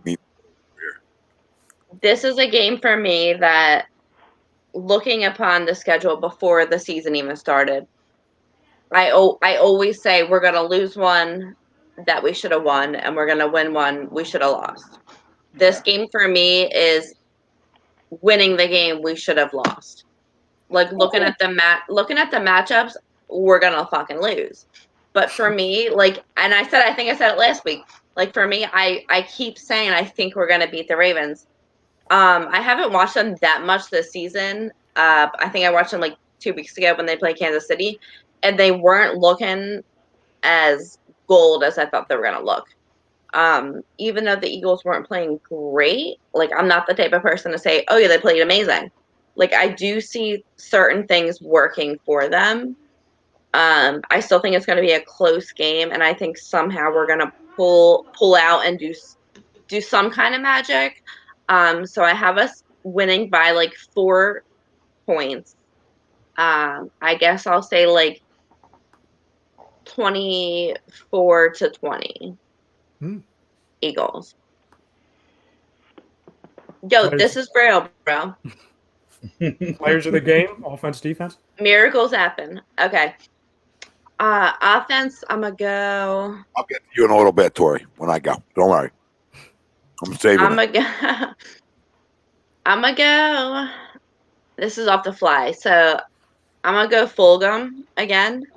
I think he came out of nowhere, and I think these practice squad guys work amazing with Carson Wentz, and it makes no sense at all. And it's amazing that when it happens. So I think like we have that magic for us right now.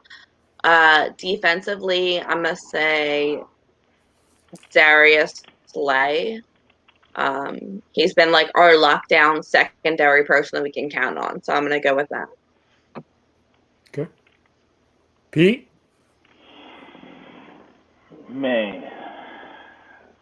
Lamar Jackson against our linebackers.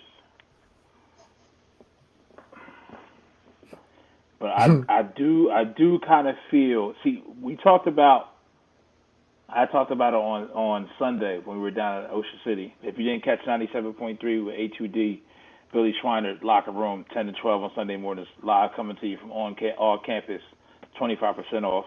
Free, good plug action right there. Let's go, baby. Just That's slide that right in. That was smooth. Like you were planning that. But no, I talked about consistency. Coming off that San Fran win, I wanted to see consistency on both sides of the ball.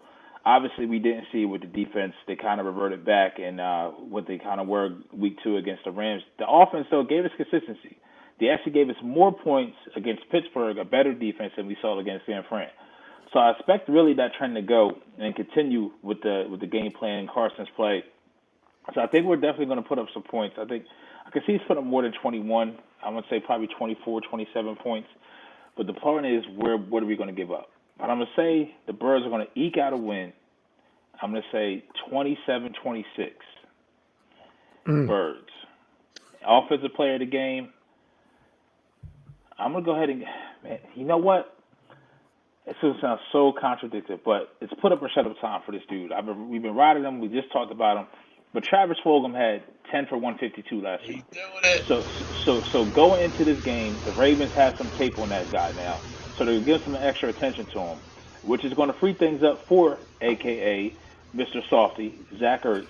So I'm expecting Zach Ertz to have a bounce-back game because I think he's going to see lighter coverage. Defensive player, I think I want to say Kayvon because this is going to be Kayvon's second start in a row. And I don't think you're going to have Gary on Mark Andrews like that. So I think Kayvon's going to make a couple big plays for us as he gets more comfortable. We saw with Mailata how he's been getting comfortable now, playing with the left tackle position. And trust me, I want to say this, go on record right now. When Jason Peters comes back, he's going back to right guard. Mailata's going to stay at left tackle. That's what I feel right now.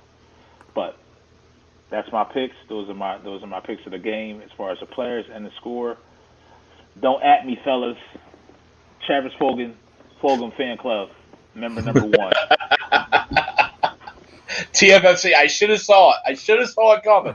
Had that. No idea. I'm going 31-24 Ravens. Offensive player of the game, Howie Brown.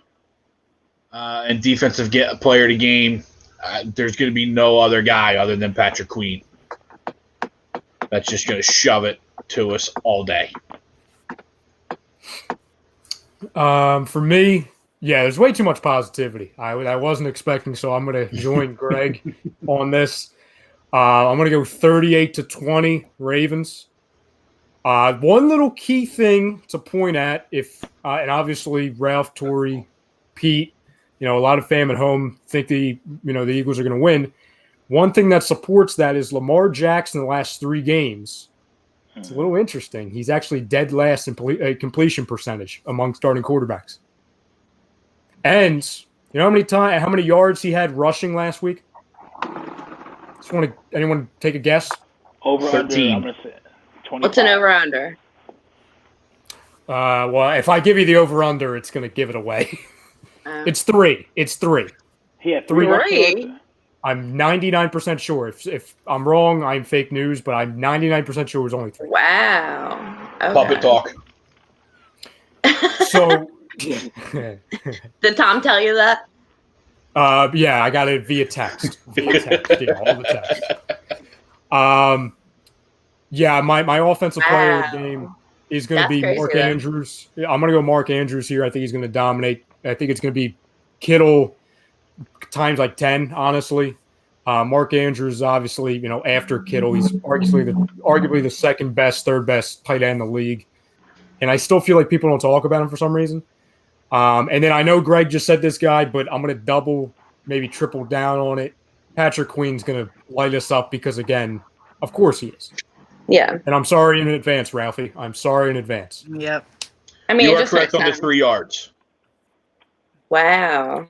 2 attempts, 3 yards. Thank you. Dude, Don, why? I could rush 3 yards, like Jesus.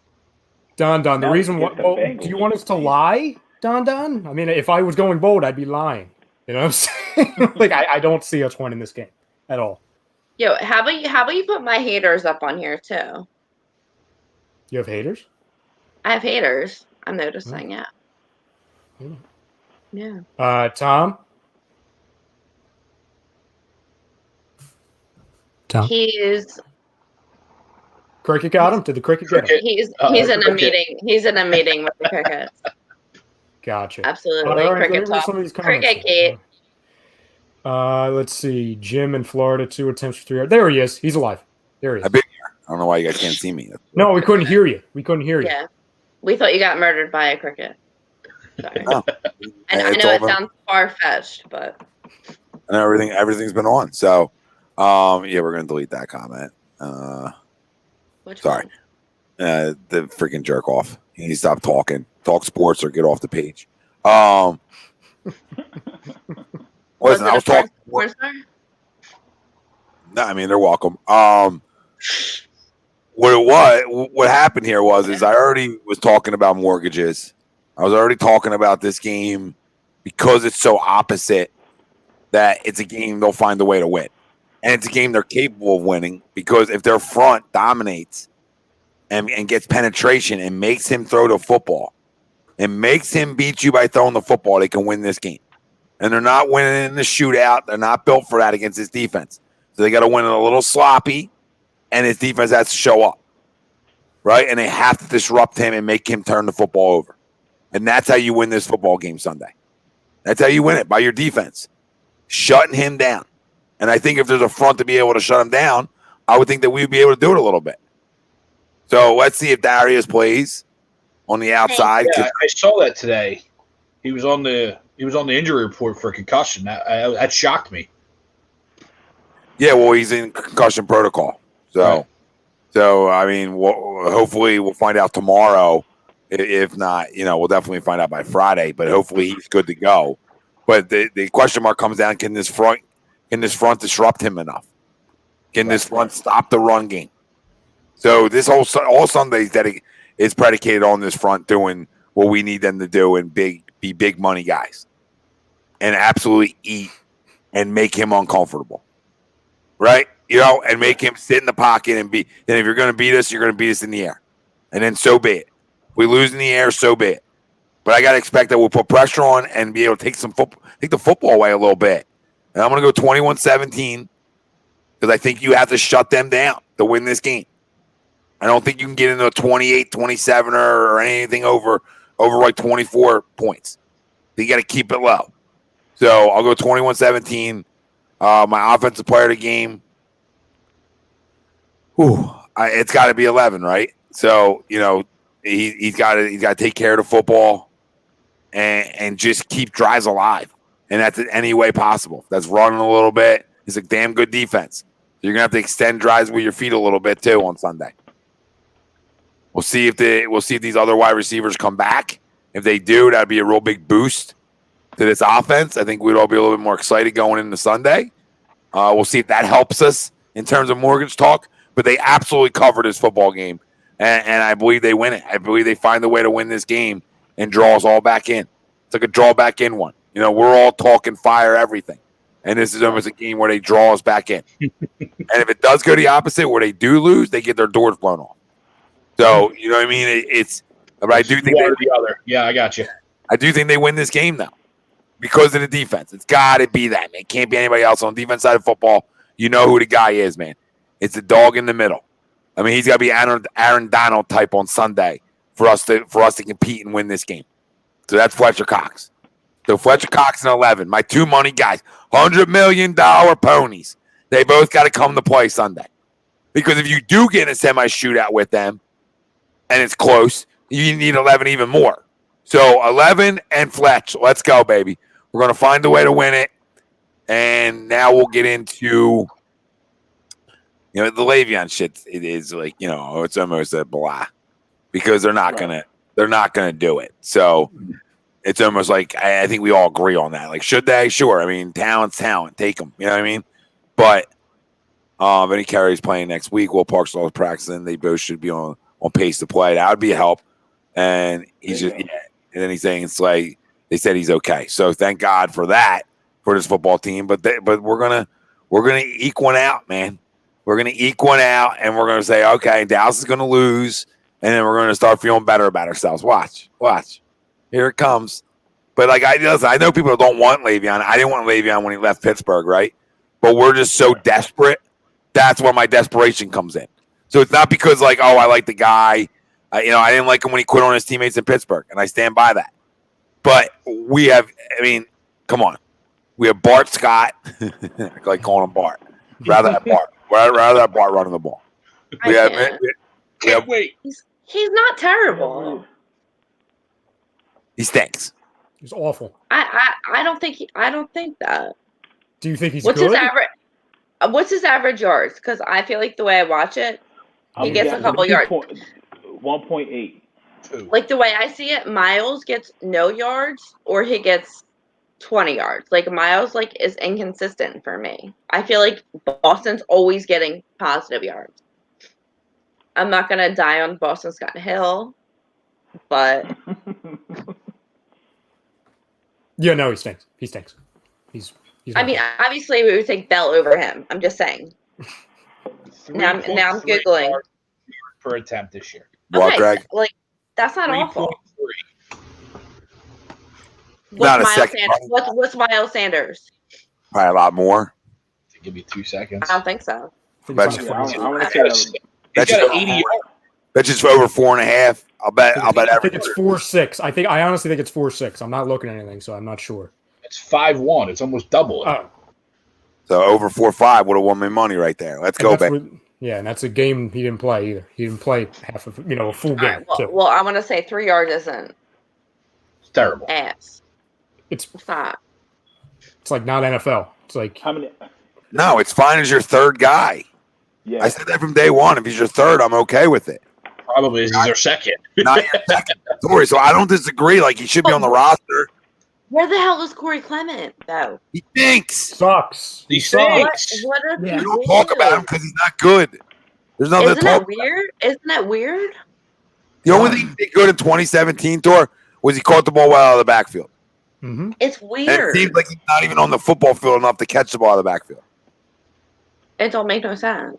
Corey Do you Clement think if back we in were in cap, 2017. do you think if we were in cap hell next year, do you think we bring in Bell? Who, Bell? Yeah. If we didn't have the situation that we do next year. No. I mean, I don't know what next year is to do it. You can sign him for a 1-year deal. Yeah, you And can then sign if him he for stinks, pennies, you man. cut him. And if honestly, you can get him for cheap. If he wants to come play here, you can get him for cheap. If he sucks or if he's a bad guy, you cut him. Would know you what I'm rather saying? spend that money on a running back or a wide receiver? Running back right now because I Running back, expect that yeah. wide receiver's coming back. Yeah. Yeah. Yeah. I would go running Oh yeah, back. you think so?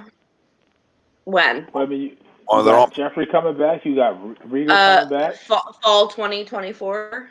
We'll see Maybe. Alshon again. Like, Well, here's the thing. Here's the thing. You look at it. You actually, at least you have guys to be available to come back a wide receiver. You know, day one that the guys behind Miles suck. There's no waiting for people to come back.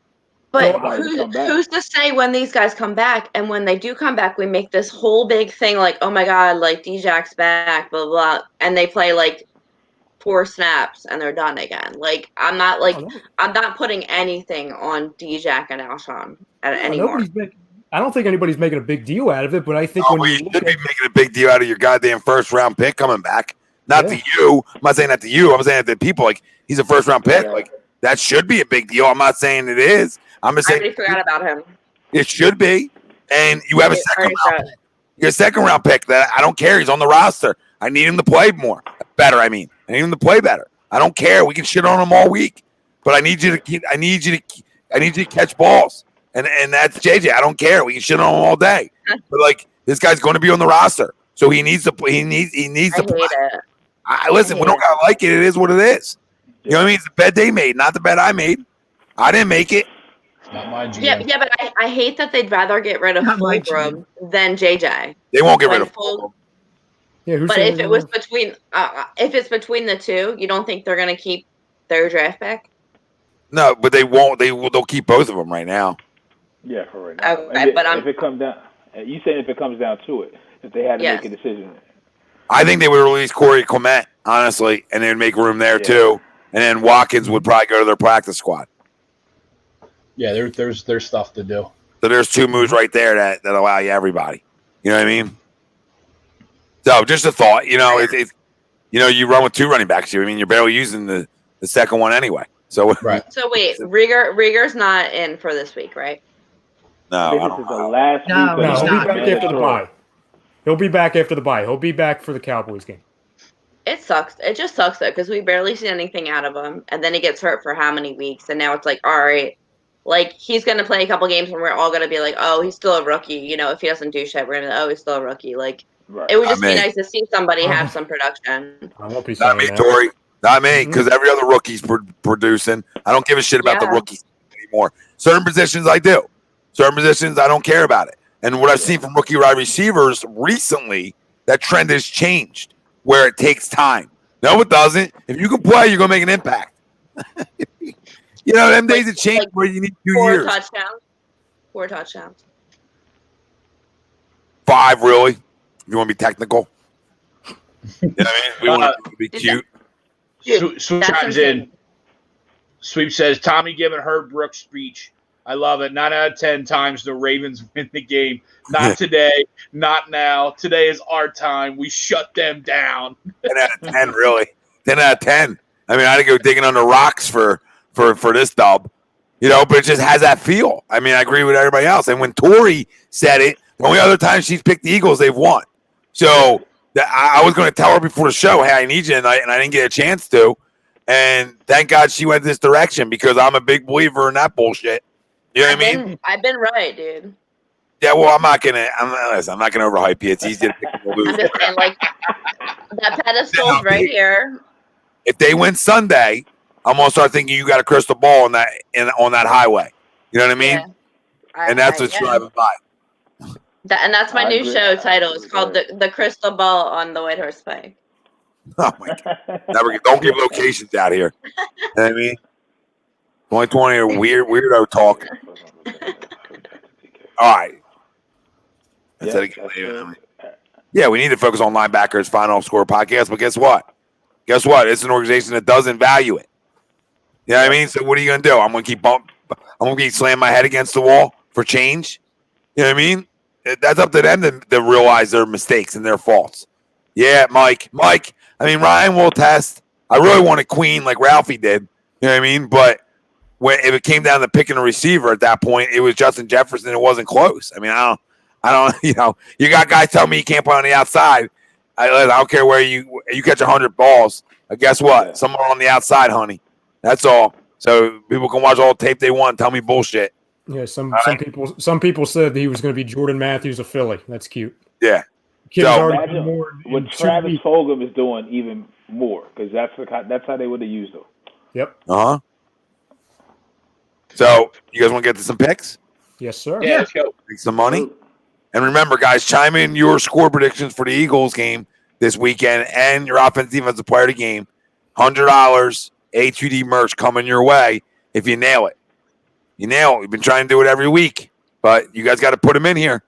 Can't just tell us later. They got to be here so we can go look them up. Come on.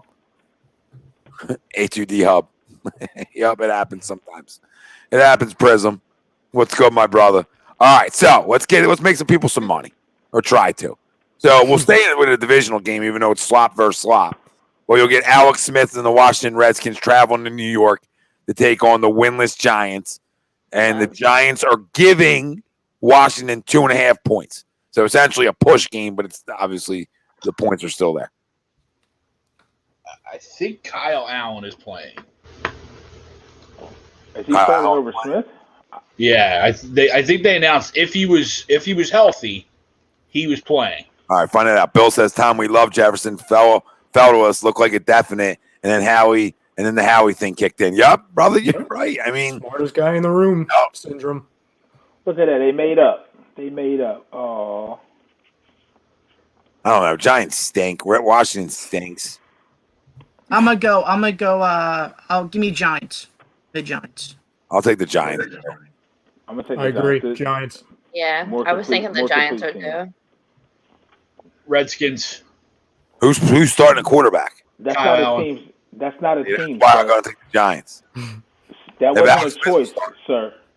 That team was not a choice. So, are you talking about the Washington football team? I don't know who that team is. What did I say? Redskins. They're always the Redskins. Yeah, I don't They'll forever be the Redskins. made a mistake. Sue me. It's like calling the Oakland Raiders. Like they're always Oakland. They're not gonna. They're never gonna be Vegas. Yeah, and if you I sue, didn't even realize when you said the Redskins. I didn't even realize it wasn't them anymore. yo, grow up, Palatero. There's no racism here. You jerk off. Get a quote. Feel for fucking life. All right, you know, start throwing bullshit out. That's when I block your ass. So don't be stupid. All right. So I had a giant. What did everybody have? Everybody pick.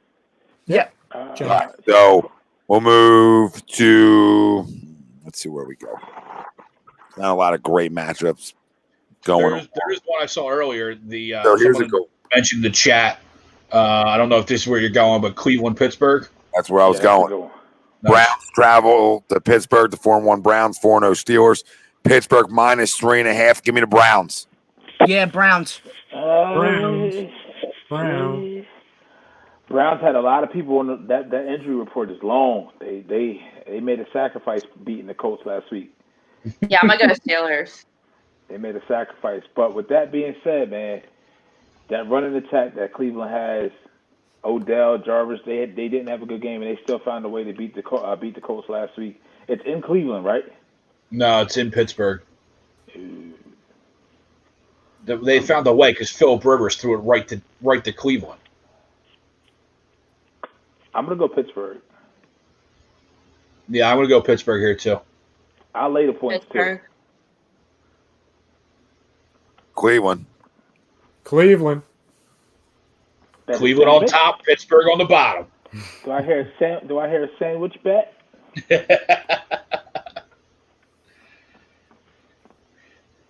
27-21 Giants for Jason. That defense for the Giants is sneaky good. Yeah, they're definitely improved. You're right. Yeah, and Jim says, you know, Baker and the cracked ribs. Yup. That's also a factor. Mike McFly says Raiders isn't racial. I said Redskins by accident, dude. I said what? It wasn't racist for 100 years, so. Yeah, like I said it by accident. Yeah.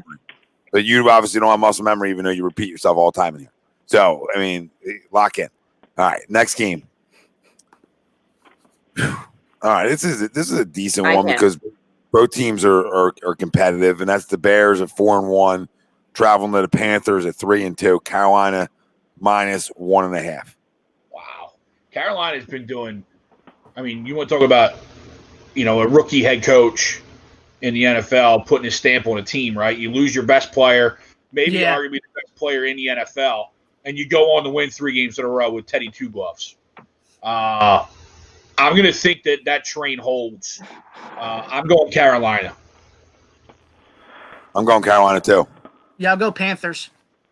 Panthers. Bears. Big dick. You can finish the rest. Yeah. Bears. They had 3 days extra rest too, man. So that has to. Teddy Bridgewater just wins games though. So I'm gonna go Teddy Two Gloves. Let's go. Packers at Buccaneers. Green Bay -1. I think the Buccaneers win this football game. I think the Packers take their first loss this week. It's in Tampa Bay, right? In Tampa Bay, yes. Just the way the Bucs' last game ended, I just feel like knowing the Brady, I know they win this game. And now, is Devontae coming back? Is Devontae back in this week for the Packers? I don't think it matters because they're due a loss. I mean, they can go 5-1, true. But would you say the Packers coming in here are 5-0 and the Buccaneers are 3-3? Would you say that? Yeah. Okay. Again, I would say more the other way. I would say more 4. I would say more 4-2 and 4-1. You know, I'm gonna go Green Bay.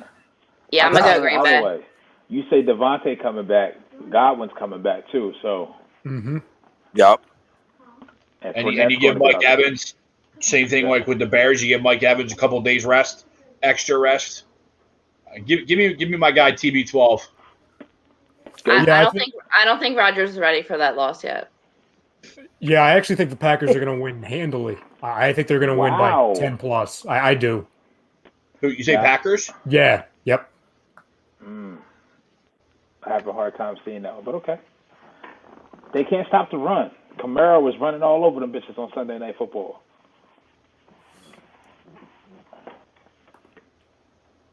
When do they play? When do they play? I think Sunday at 4. Sunday at 4, yep. It's the American game of the week. Right up against us.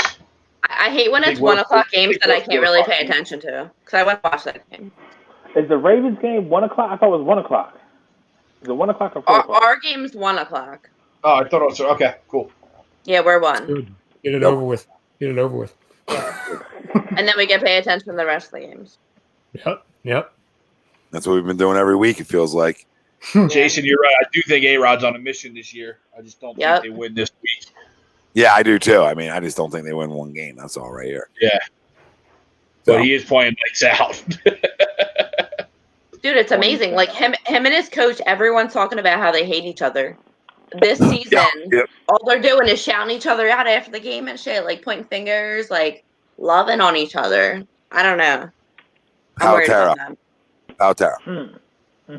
Want me to apologize? He gotta go. He gotta go. Making a mistake, and you're going to stay on it because I called them not the Washington football team, and I called them the Redskins. You want me to harp on it instead of saying, "Oh man, I messed up, muscle memory." What else would you like me to say? So again, shut the fuck up because you're ruining a good show. And I didn't. There was nothing racist. What did I say? Racist? No flake. No flake. Now this gets deleted too. I'll delete every comment you come in here with. All right, every damn comment. Okay, and you go tell a sponsor what I said. Go tell everyone what I accidentally said, and then let me know how that works for you. Wait. Can we bring up Mike Lee? Can we bring up Mike Lee Torres because he needs to go suck a? Look at this guy. Look at these jerk-offs. Exactly. He's the one that's been hating on me this whole time, so he can go suck on a red. How about that? Let him hear it. What am I saying? I've actually said the wrong name of the football team. My God.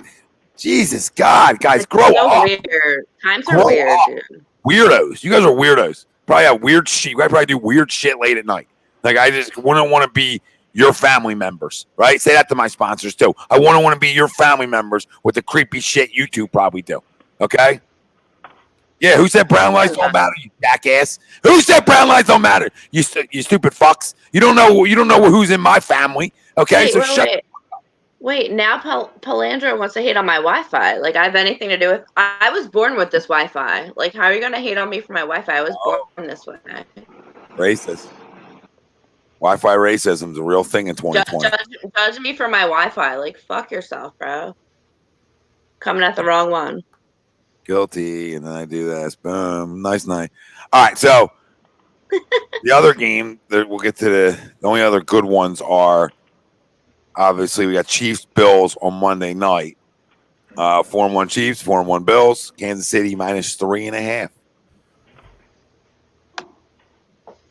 Give me the Chiefs. I didn't like what I saw from the Bills. Yeah, Chiefs. I know they're on a short week then too, Tuesday to Sunday. Give me the Chiefs. All right. I don't know. They got exposed a little bit last week. Bills defense is really good. They are. He's in Buffalo. Give me the Bills. Give me the Bills. Home dog. I can definitely see it. I really don't see Mahomes losing 2 straight. I really don't. I don't see Andy Reid. I see Andy Reid responding here. So I'm going to go Chiefs. I got the Chiefs. The Bills are without Tre'Davious White, the number 1 corner. So. Yeah, because it's crazy. You go into this game and you're like, do the Chiefs lose 2 in a row, or do the Bills lose 2 in a row? You know what I mean? And everyone's really high on the Bills, and I don't think that's changing. But yeah, just short week. They got kind of almost screwed with everything that happened with Tennessee. Dude, they didn't look good last night though. But they didn't look good. Yeah, and they're also 6-8, so it's like coming off a Monday night game. You know, they don't play on Monday night, so it's not like they play Sunday. So I know the week's still short, but there's some flexibility there. They're 5 o'clock on Monday too. I don't know. I don't necessarily have the Bills winning, but 3.5. I'm going to take them to cover, so they can lose by a field goal and the Chiefs can win. I'm just taking the Bills to cover at home. I like home dogs that are good football teams. Usually they show up. Everybody go there. I'm a good Chiefs. It's hard. It's hard to not pick Chiefs. Ralphie, did you pick? Yeah, I said Chiefs.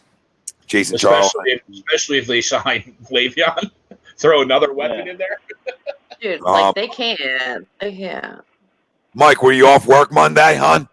I'm just asking you a question. I'm not saying he did or didn't. I'm just asking if you were you off work? He probably called out of work because he had his period. So did you enjoy your day off from work? Jackass. All right. Cardinals Cowboys Monday nighter. Cardinals at Cowboys. 3-2 Cardinals, 2-3 Cowboys. Arizona -2. So the Cowboys a home dog. Give me the Cardinals. Yeah, Arizona. Tyler Horton says if CD fell to 21, does Howie still take Rager? Yup. Yeah. Yup, brother, he does. No question about it. Embarrassing. Be careful saying Cardinals, Pop. Off the wall. I need Houston to win this game. 4-3. I know. I'm watching. I loaded up on him tonight not to get swept out of the building. Thanks, Rye. Help people up. Okay, dude. Nobody cares about it. It's not even a holiday. Get a clue. Get a feel for life, honey. There's a feel for life, baby. Nobody's asking you for a lot. So, guys, that was fun besides the extra shit. We appreciate you guys that are chiming in every show.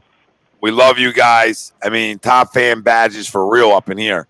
I mean, a lot of peeps always stay with us, and we love it. Don, Bobby, Billy Fan, Camden, and Stu Gun Tommy, he said, everybody. Prism, the Marquis still in the house. He said Bills bounce back. I think the Chiefs aren't as good. I'll take the points. So he was right with me on that one.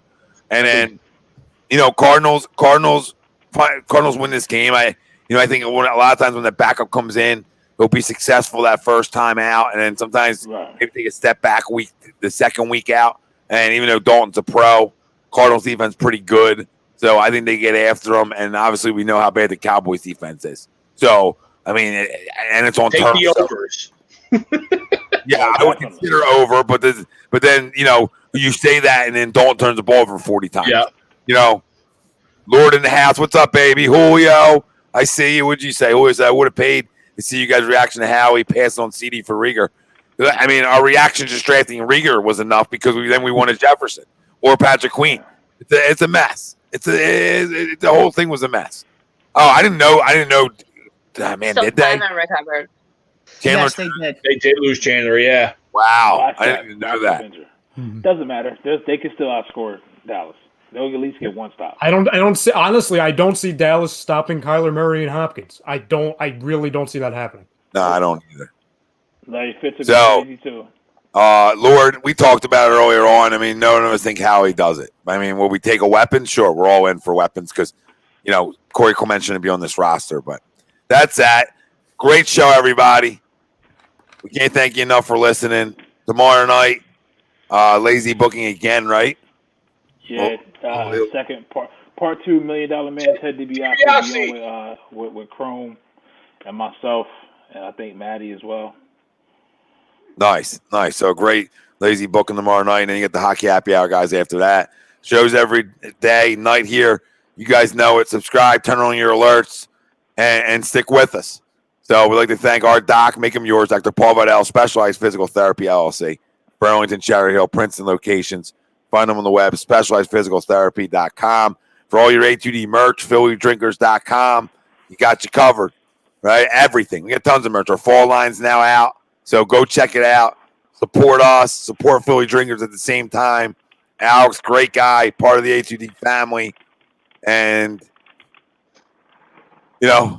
listen, great show, everybody. Dory picked the Eagles to win, so they're going to win. So let's go. For Tom Arnone, Ryan Brotto, Ralph Delvecchio, Greg Moakvik, Pete Evans. Like, share, subscribe.